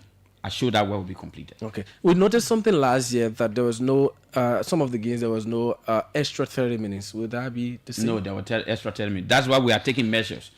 Mr. Montgomery said that the rules, there are a lot of changes. We call for a stakeholder meeting. I'm not sure if Mr. Montgomery went to that meeting to inform them about the rule, the changes in the rules. I'm not sure if you check that attendance, Mr. Montgomery was there. But again, when was that done? It was 2 weeks before the country meeting started. Okay. We called for a stakeholder meeting. And there's an active chat room for all the steering committee members, for their members, the chairperson, the county stakeholder, county superintendent, all of them are in that chat room. Whatever that is happening is in that chat room. Mr. Montgomery, I show he's in that chat room. Basso have more than 5% in that chat room that can inform them. We call for that meeting to say, because the lighting at that stadium is not okay, we want to make adjustment in the rules. Those who attended it can even attest to that. there were adjustments made in the rules and regulations because there's no light at the stadium. Last year, we encountered the game between Nima and Grand Chile. It ended in the net. There was no time for the 30 minutes to be played. So it was scheduled for the next day. The next day after that game, unfortunately, Grand Chile goal was disallowed by the referee. And that caused the vandalization of the stadium. You saw the damages that were done at that stadium. So this year, we want to take all the precautions. So we called the stakeholder to a meeting to inform them that there will be no extra 30 minutes in the quarterfinal. Okay. Because the lighting situation at the stadium is not okay. At the end of the 90 minutes in the quarterfinal, if there is no winner determined, we'll go straight into post-match penalties to determine that. In the semi-final, we will play one game a day. Okay. Meaning the first quarterfinal will be played on semi-final will be played on Wednesday, and the second semi-final will be played on Thursday, because there is no light. So the game starts at 3:30 to 4. It will end before the extra 30 minutes, and we can go into post-match penalty. There will be no delay, or there will be no lighting system. Because we don't have the lighting system, we want to do everything humanly possible for that game to end in time. Mr. Trocon said that Andy Kwame is against Grand Bassa Kante. He wants Grand Bassa to qualify. Mr. Kwame is the cause for Grand Bassa to walk out. Amen. I mean, thank God we are on radio. What role is Andy Kwame playing in Grand Bassa Kante? Am I your coach? Am I recruiting for you? So why is my role in Grand Bassa that I hate you so much? That how? He says you influence the referees. How can I influence referee? How? He say Andy Kwame call and say referee should. Were he listening to the conversation between the match commissioner and myself, or was he the match commissioner? If there was a conversation between me and the match commissioner, was he here? Let me say this to you. In the first place, during the preliminary academy, I was not in the country. I lost my sister in the States. I went to bury her. I was not here. But the Minister of Youth and Sport is not the authority in the academy. The academy has steering committee. And the steering committee is headed by the Minister and Internal Affairs. They have structure in place. So Andy Kwame is so powerful more than the Internal Affairs Minister. Did you call the match commissioner? No. 1 minute. Is Andy Kwame so powerful more than the Internal Affairs Minister, more than the Youth and Sport Minister, more than all those on our steering committee to dominate all these people to be authority? Really? So Andy Kwame is now so powerful that he will dictate whatever happens in the country. That the bosses, the Internal Affairs Minister, the Deputy Internal Affairs Minister, the Minister of Youth and Sports, all of them, that Andy Kwame will dominate them to be so powerful? Really? Why would Grand Bassa want to give me more power that I don't even have? In the first place, this is not true. The country has rules and regulations. I don't want him to go into the protest and the appeal. Okay. Because doing that will jeopardize the result of that. Okay. You listen to me, there's recording. I showed this program is recorded. I did not say Bomi Kante did not commit no crime. I did not say so. I said during the protest hearing, it was established by the protest that caused Grand Bassa to lose the protest. The protest committee say Grand Bassa did not fire in time. I am not on the protest committee to determine that.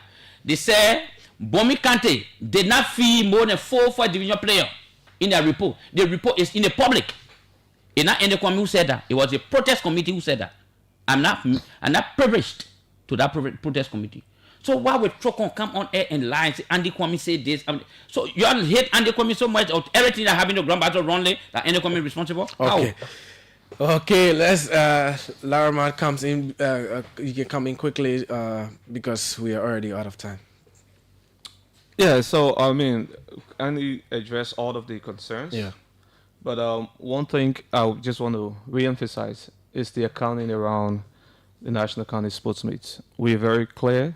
We've been transparent since we took over. As a matter of fact, the last county meet that we conducted was from the previous administration. But the minister rightly had a press conference at the end of the county meet and announced to the public, to the Liberian people, how much we raised. So we followed the same tradition this county meet. We'll announce to the Liberian people what we raised, what's supposed to go to the counties, will go to the counties participating. What's supposed to go to the government coffers will go there. And we will continue to remain transparent at that level. Okay, thank you very much, Minister Andy Kwame. Thank you, Laraman, for coming this morning to talk about the county meet. Thank you for us. The county meet quarterfinal starts tomorrow. We are also appealing to the appeal committee to also do the needful to get the result, so that those county who are supposed to play tomorrow will be in readiness to start the national county sports meet. This is our appeal to the national leadership of the country and the national police, those that will be providing security tomorrow at the game. Our citizens, you know how they behave. They will come and wait at the live into time maybe for somebody to say free gate. And before they start to job, please look for your money to buy your ticket, because this year no free gate. No free gate, because the ticket is outsourced to a private company. No free gate. And that no private free company ticket. want to make their money. Yeah. At the end of the day, if there's free gate, how do the private company make their money? Or how will they get their money that they are invested in the printing of the tickets? So we're appealing to you, if you love your country, buy your ticket. Also your late father attendant, buy your ticket and go to the field to support your country. There will be no free gate. Okay. There will be no free gate. And we're appealing to our police, to our stewards, to those that will be in charge of security, to do the needful, to provide adequate security for our people, so that they can go directly free to the stadium and come free out without any hindrance. Thank you very much. He's Deputy Minister Andy Kwame. He has been here along with Laraman S. Yonton from the Ministry of Youth and Sports, talking more about the county meet. And let me just tell you that the points of sale for the tickets, you have OKFM. You can get a ticket here at OKFM. Also, all petrol trace stations, you can get tickets from there. All Connect filling stations, you can get ticket. Live Sportswear, Todman Boulevard, you can get ticket from there. My Sportswear, 72nd Road near Punch FM, you can get a ticket from there. And the tickets are $5, $10, $25. Okay, that is it. This is the OK Morning Rush on OKFM 99.5. Let's take our commercial break quickly. When we come back, we'll be hosting the head of the Press Union of Liberia here this morning to talk about some of issues, some of the things that he has been doing.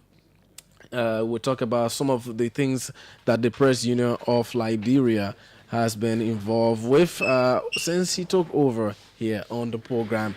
But let's take this commercial break quickly. And we come back, we go strictly into our conversation here on the OK Morning Rush. My name is Joseph Daniels.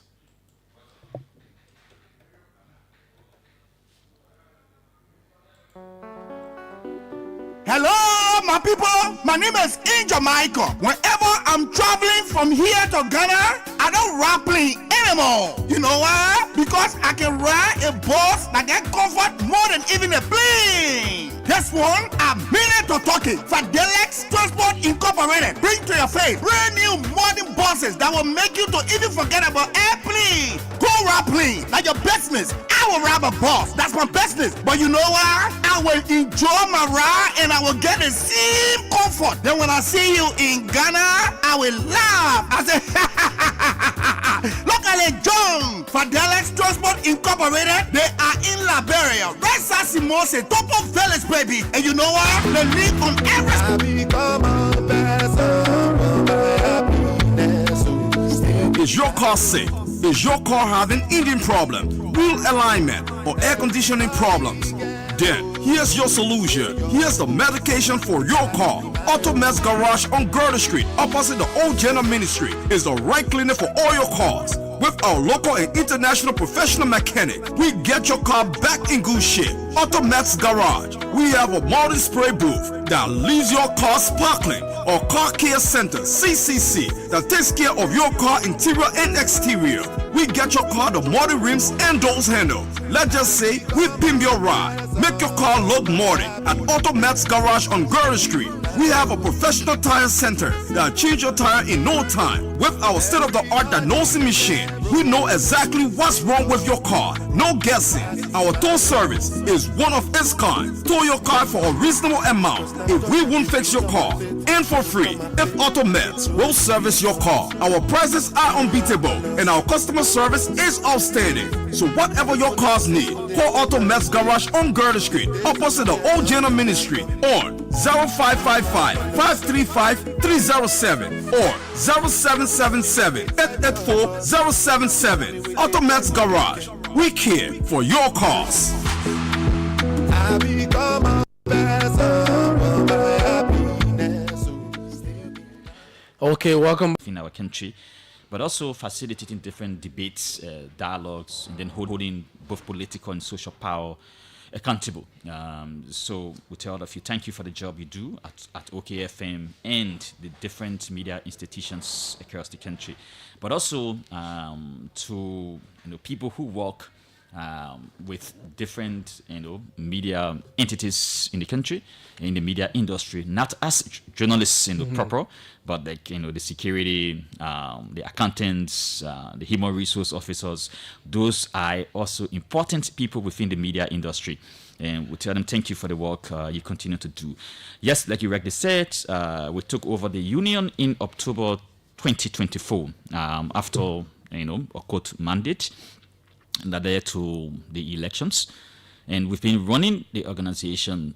First, what we did was to constitute a technical working group on the status of the union, and that committee was chaired by our senior colleague, James Bagoy. The committee submitted a report. That report has been reviewed and approved by the executive committee of the PUL.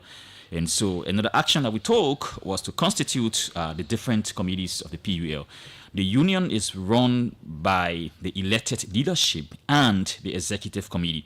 The executive committee comprises all chairpersons of the 5 permanent or standing committees of the PUL. For example, the membership committee, the committee on intellectual discourse, the committee on grievance and ethics that was transformed into the National Media Council, the Committee on Sports and Entertainment, and then crucially, the Committee on Welfare.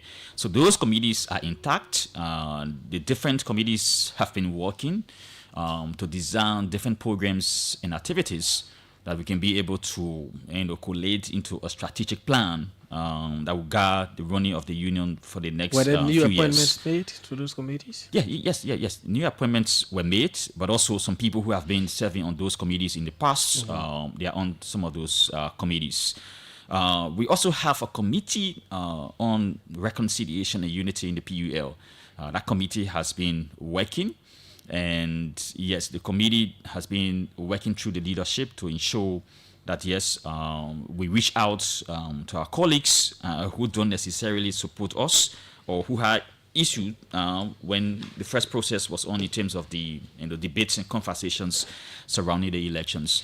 But we are happy that the union is moving and that, the union is going in the rightful direction, despite the fact that there are significant issues that we have to confront.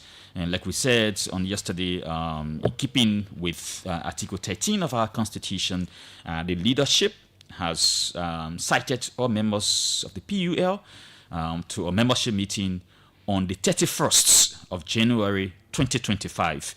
This will be the first membership meeting, and the intent is to give a status of the union report in terms of the institution that we inherited, speaking about the assets, liabilities, the strength of the organization, and then present some of the engagements we've had, both internally within the media sector and externally with different actors in society. It will take time for us to move forward because, after what people refer to as an acrimonious process, we all have to work now to bring back the PUL as this sort of a bulwark of democracy within the country. It's something that is not an easy task. It's an uphill battle because there are a lot of the members who are on the other side who are not pleased about the way things went. How will you really reconcile the PUL given the kind of division within the organization? Well, first, we don't intend to overemphasize the issue of division. The division should be on issues, not on personalities or individuals. And those issues must be in keeping or in accordance with our own constitution. For us, we're pushing for the professional integrity of the institutional values. Yes, individuals or actors, people who will enunciate or articulate some of those issues. But the issues were handled, and in terms of reconciliation, like I said, a committee is actively working.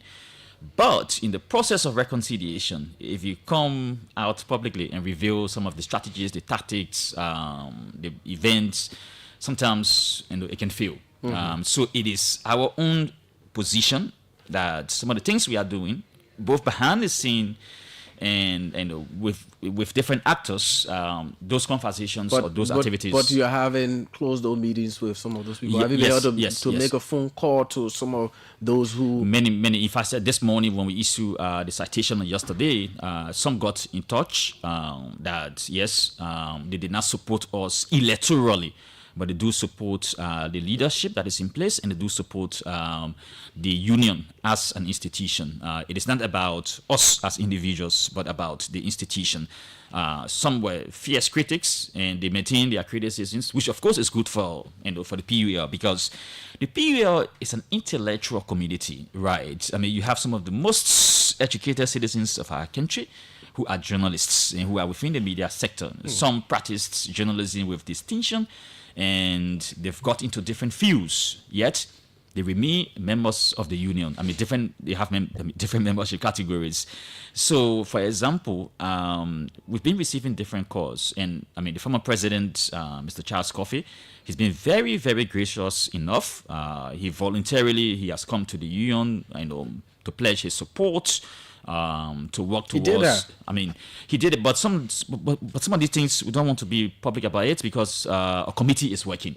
In fact, Mr. Coffey has spoken on ELBC, I think, last week, yes, to make his official public position. Yeah, but we say at certain times these things will manifest themselves. Because sometimes people say, division in the union, but who is really divided? Is it on Julius Kanumba or on individual B or C, or is it on an issue? And I mean, every day, if you go to the union headquarters, despite the challenges in terms of the infrastructure, in terms of the environment, everyday journalists, media and communication professionals are visiting the union. Like I said, some did not support us, which is their right. And I mean, some of us, we can support them too in electoral processes. So yes, many persons are interested in the forward direction of the PUL, and in that, they want us to lead the organization in a better direction. And that direction will be defined, by all of us. And we are working to ensure that we meet the expectations. Some of our weaknesses, we've already identified some of the weaknesses of the institution, and the former leaders or the former officials of the union who presided over the elections, for example, in their reports to the judge in Bond County, they stated, in some of their public interactions with us, journalists, they stated that the union has focused on the external threats without looking at the internal threats within the union. I mean, some of the vulnerabilities of the institution, even the constitution. There are some people, which of course I don't necessarily agree with them. They say the constitution is an empty document. But I mean, once rules are made, they have to be respected. It has to be respected, and they are there for a certain period. Since 2009. In October, when we review or revise the constitution, it has not been relooked at, and so going forward, we intend to make some changes in the constitution, but those changes will not affect our leadership because it won't take effect until the Congress can meet, approves it. Then any next leadership, that's the time they effect, because laws, as they normally say, cannot benefit you when you're in leadership, so to speak, especially when you amend the constitution. So we are pushing the union in a new direction. We've delayed on certain processes, and some concerns have been expressed. For example, the registration of the membership. The union has got a big but also small membership. Per the work of the intern committee, when you accumulate, when you at all of the different memberships, the full membership, the affiliate membership, the associate membership, and then the institutional, but which was not a focus of the work of the intern committee. You found out that they brought a total of 1,527 members of the PUL. And then you have over 1,000 persons who have this voting right. I mean, that's most important membership that sometimes we do debate. So those we are have, the decision we have, makers. So yes, there's we have usually to clearly spell out in line with the Constitution how one can obtain the full membership, because we need to do everything we can as people who came from a process to ensure that the process that we're in 2022, 2023, and up to 2024, when I say process, the conflict, right, that we're in, that situation should not happen again to the PUL. So this is institutional learning. We have to ensure that the membership committee, right, that's what they've been delaying. All of us have been delaying to ensure we specified, and because the Constitution is clear as to who can become a full member of the union. But like we know, in the past, there are issues, or there were issues, so to speak, in terms of the abuse of that particular category of membership. Because like you said, everyone wants to be a decision maker. But what has not been emphasized is the issue of the associate membership. It's an important category of the membership, right? And people feel that if they have the associate membership, it means they cannot vote, meaning that they don't feel like, amongst the first within the journalism community. But all members of the PUL, they have the same rights. Only that the full membership can vote and can also be voted depending again on which full membership category you fall under. If, for instance, you were a PR officer or you are a PR officer, you cannot lead the union per the Constitution. And if you work in media development, yes, you were a journalist, you remain a full member of the union. And if you have a degree in journalism, media, or communication related field, you can have the full membership when you practice for 2 years. So per the different policy framework regulations, the membership committee and the leadership has been working on, or have been working on, we will ensure that, for instance, if Daniel or Joseph Daniels applies for a specific membership category, you meet the requirements. If you don't meet the requirements, you'll be placed in the necessary area that you fall. For example, if Joseph applies for full membership, Joseph must be able to submit his credentials, right?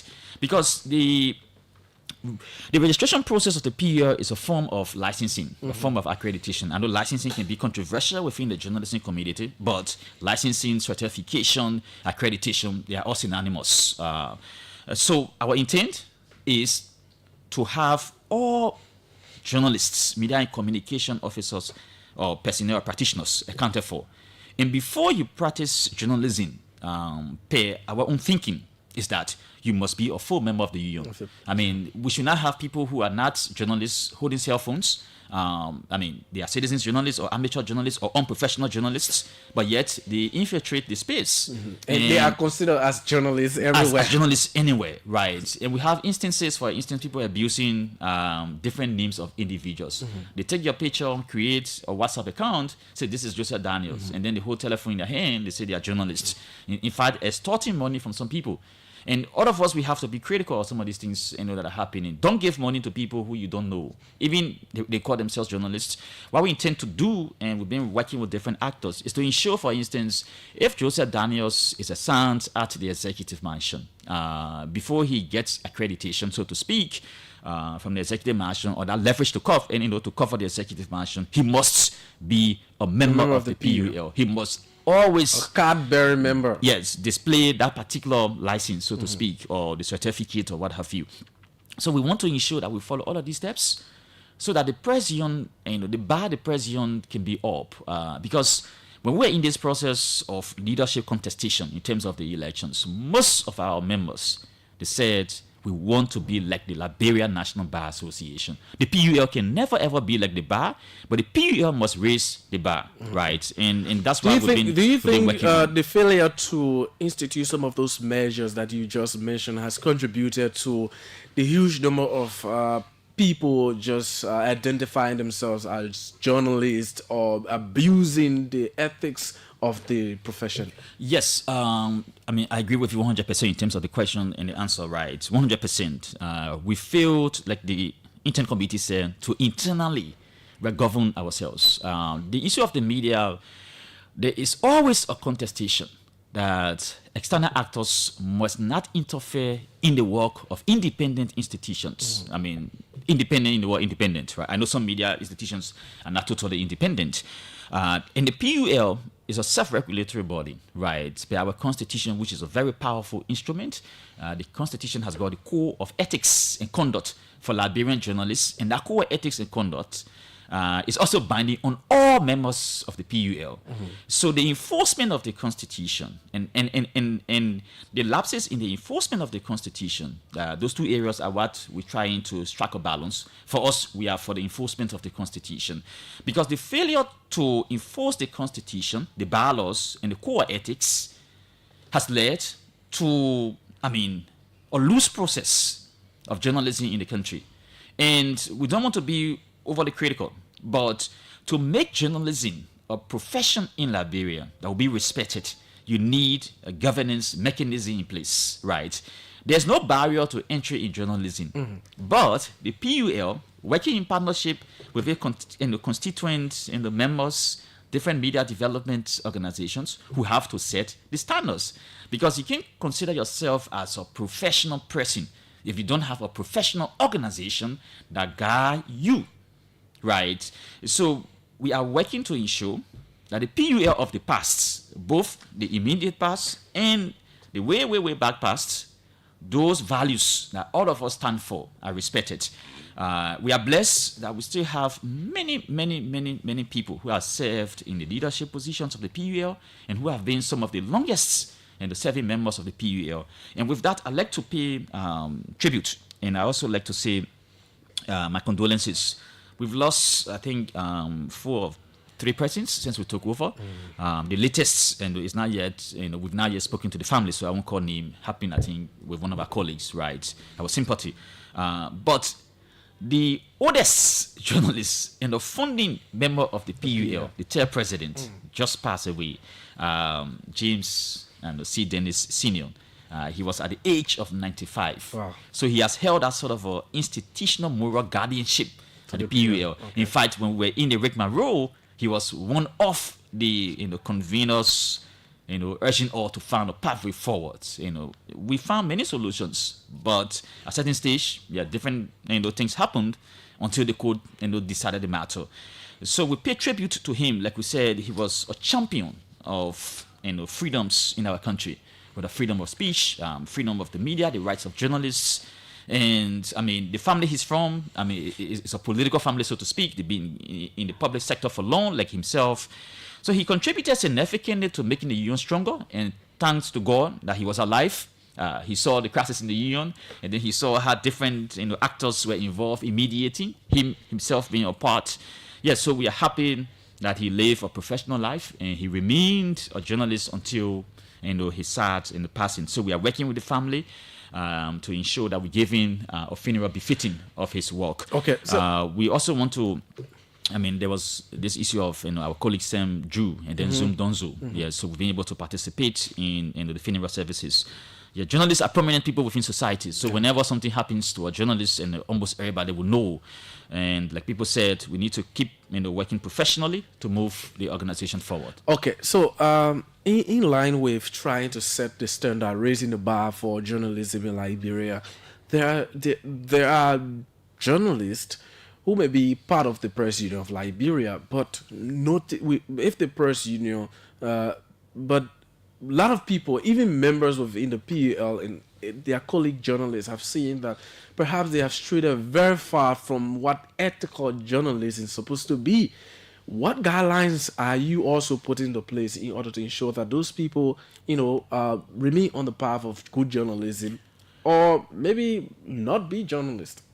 Yes, the union will have to be, and like it has been in the past, open and transparent, and to hold the membership accountable. In fact, the policy document we've been working on, we have something on accountability, because a professional without some level of accountability can become unprofessional, right? I mean, all of us, I mean, the conduct should always be guided by the rules, right? So what we are doing, for example, on the issue of acquiring the membership of the PUL, any category, whether institutional, full, associate, or affiliate, right, you will be made to sign a behavior bond. Okay. That behavior bond, we are still working in terms of defining the behavior bond. It will relate to the core ethics for journalists in the country, because the core ethics is very powerful. It will also relate to what we normally cite when we are celebrating World Press Freedom Day or the anniversary of the Union, the Journalist Creed. If you read our creed, that creed is very powerful. It will also relate to our own constitution that has got the core ethics.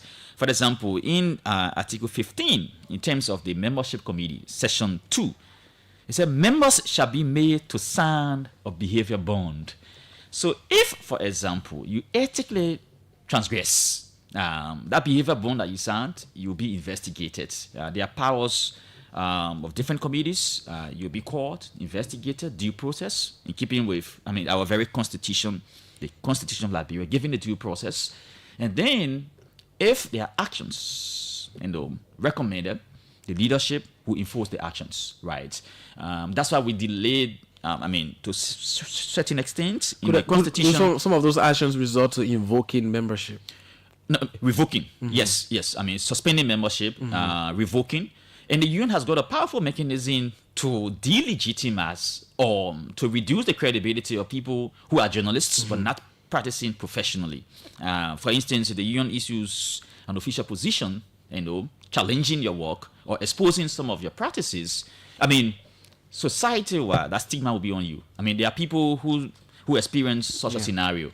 In fact, we've had instances where even people from the very leadership of the PUL, they were involved in certain practices, and then, I mean, the union's different relevant committees investigated, and the leadership, there were recommendations. The leadership had to suspend some of the officials, and some were, their membership was suspended. And if you are in a professional organization, your membership is suspended. It is global. Online, they check Julius Conway membership has been suspended. I mean, everyone knows that your membership is suspended. You can make all of the pieces of noise, but your membership remains suspended. And what we've been also thinking about that we want to ensure is that media monitoring, right? Media monitoring or assessment, so to speak. We want to ensure there should be a committee for that as well. I mean, the program department, which we intend to create, the planning program or research department, will monitor some of the major newscasts at certain institutions as a benchmark, right? And then some of the major talk shows, and see how Daniel is conducting himself on the show. Because without monitoring, recommending, and holding Daniels accountable, sometimes the profession is abused. Yes, so we are working towards that direction.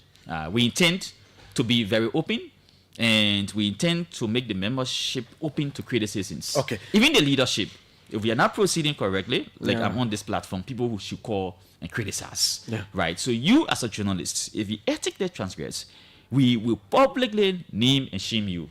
If you ethically progress, right, transgress and progress, you'll be hailed or applauded. Okay. And the PUL Awards, most of us who do apply to different jobs or for different jobs or for scholarship opportunities, we use the name of the PUL. For example, I became the best journalist of the legislature in 2008, in 2009. So you put that on your profile. It's a plus. But where people go and make research and check, and you are sanctioned, you were suspended. So just say no, this guy, his conduct is not desirable. So that is where sometimes people can lose opportunities. And even us that were in this particular crisis, there were people who were critical of us, that in fact were holding the union hostage, so to speak. But sometimes you have to see potentials in conflict, because conflicts present opportunities for change, but also, if it is abused, it will retrogress the institution. Okay.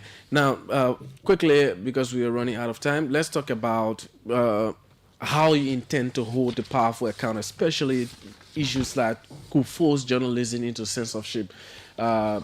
looking at violence against journalists in the country, we've seen a few incidents recently of state security against journalists. Also looking at public officials, against journalists. Some of those things that should not be done to journalists because they are doing their professional job. Yes. What are you as an institution? Usually in past years, we've only seen statements of condemnation. We condemn, but we've not seen any hard action, and those things continue to persist. What will you do differently in order to prevent some of these things that happen against journalists?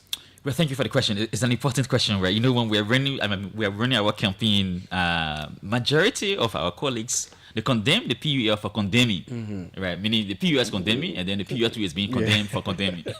So it was interesting. But yes, there is a general consensus within the membership that we need some progressive actions, either through the law enforcement agencies or through the judicial processes, right? And for example, the case of Yanti, Tupa Yanti from your FM, right?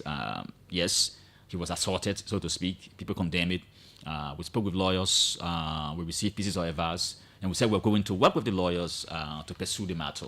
So our approach that will be different is that, considering the magnitude, the scale, or severity of the case, we can be able to pursue legal means. But also crucially, what is important is to keep informing the public about the salience or the importance of the work of journalists within the country. And some of these interactions that can result into violence against the journalists are something that just happens periodically. But some can be deliberate or targeted on the basis of the reporting. In the case of Yanti, for example, in the case of the guy from Spoon FM. So what we intend to do, because us too, we have to be careful, and that we are very open about it. If we are taking people to court on the basis of violations of the rights of journalists, is it true too that people can take journalists to court on the basis of violating their rights? So we have to strike an important balance, because from former leaders of the PUL, and myself as a former leader of the PUL before coming into the process again, we have different perspectives on issues. So we are trying to strike that rightful balance. But again, when the union issues a condemnation statement, that statement is strong. It's a powerful weapon of the PUL. Daniels, if you violate the rights of a journalist, assaulting, abusing, physically harming the journalists, you know what can happen? Your name is online. And tomorrow, if you are doing an application to travel to certain Western countries, they do profile search or profile examination or investigation, and they see that you are one of the abusers or assaulters, right? Or somebody who assaults, the rights of journalists. Sometimes you are not given the permission, what we call the visa, to travel to another country. People have had some instances, and we have to be careful, very, very careful. Don't be linked to abusing the rights of journalists.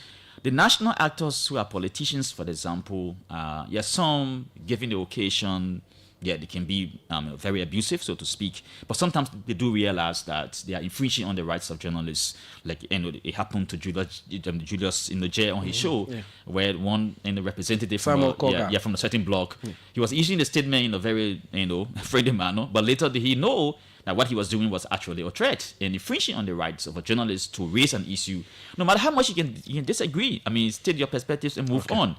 So our intent, we have a group of lawyers that constituted themselves into some sort of a mechanism that has been working, thanks to the USARD through Internews, that help in the formation of this group, which the president should have done.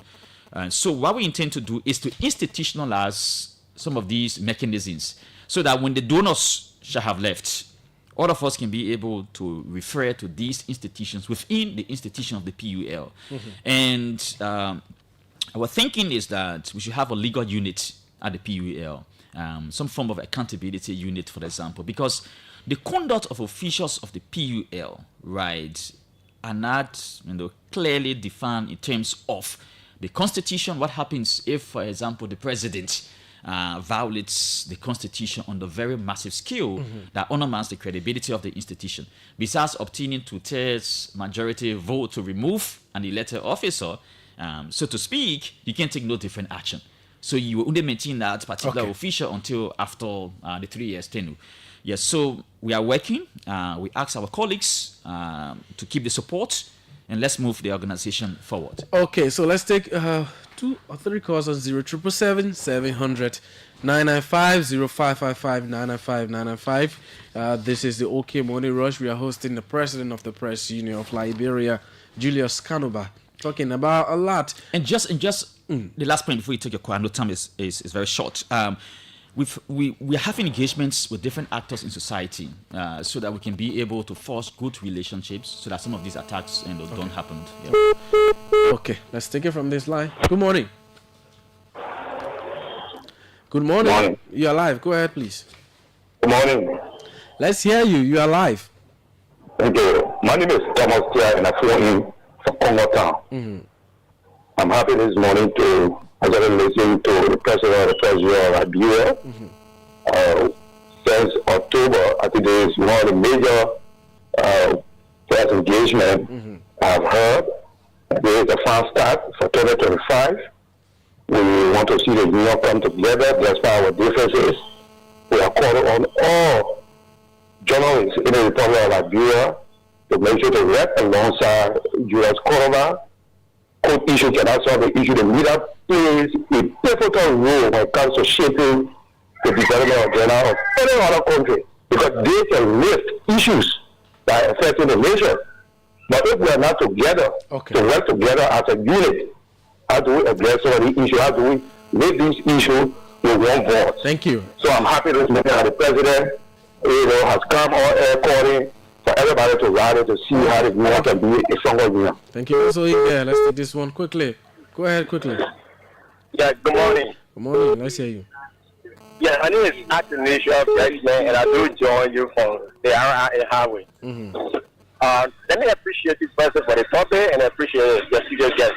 I pray that the Press Union come together and be united. But my major concern here is that I wanted to effectuate their rules and regulations. Other media institutions using their platform to choose our invectives and insult people in this country.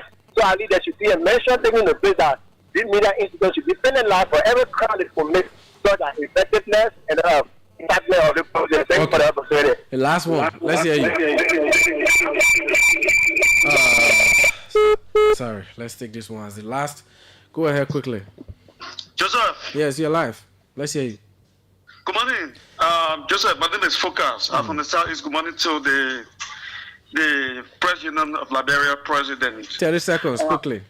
Yeah, Joseph, quickly. Let me say, first of all, I admire his charm. I mean, this is very enviable, positively. But I think the Southeast is more challenged. And I want to specifically speak to the media in the Southeastern or Leeward counties. Mr. President, if you don't have any achievement, apart from the headquarters, which I know that progress is ongoing, but I want you to please strengthen the local journalists.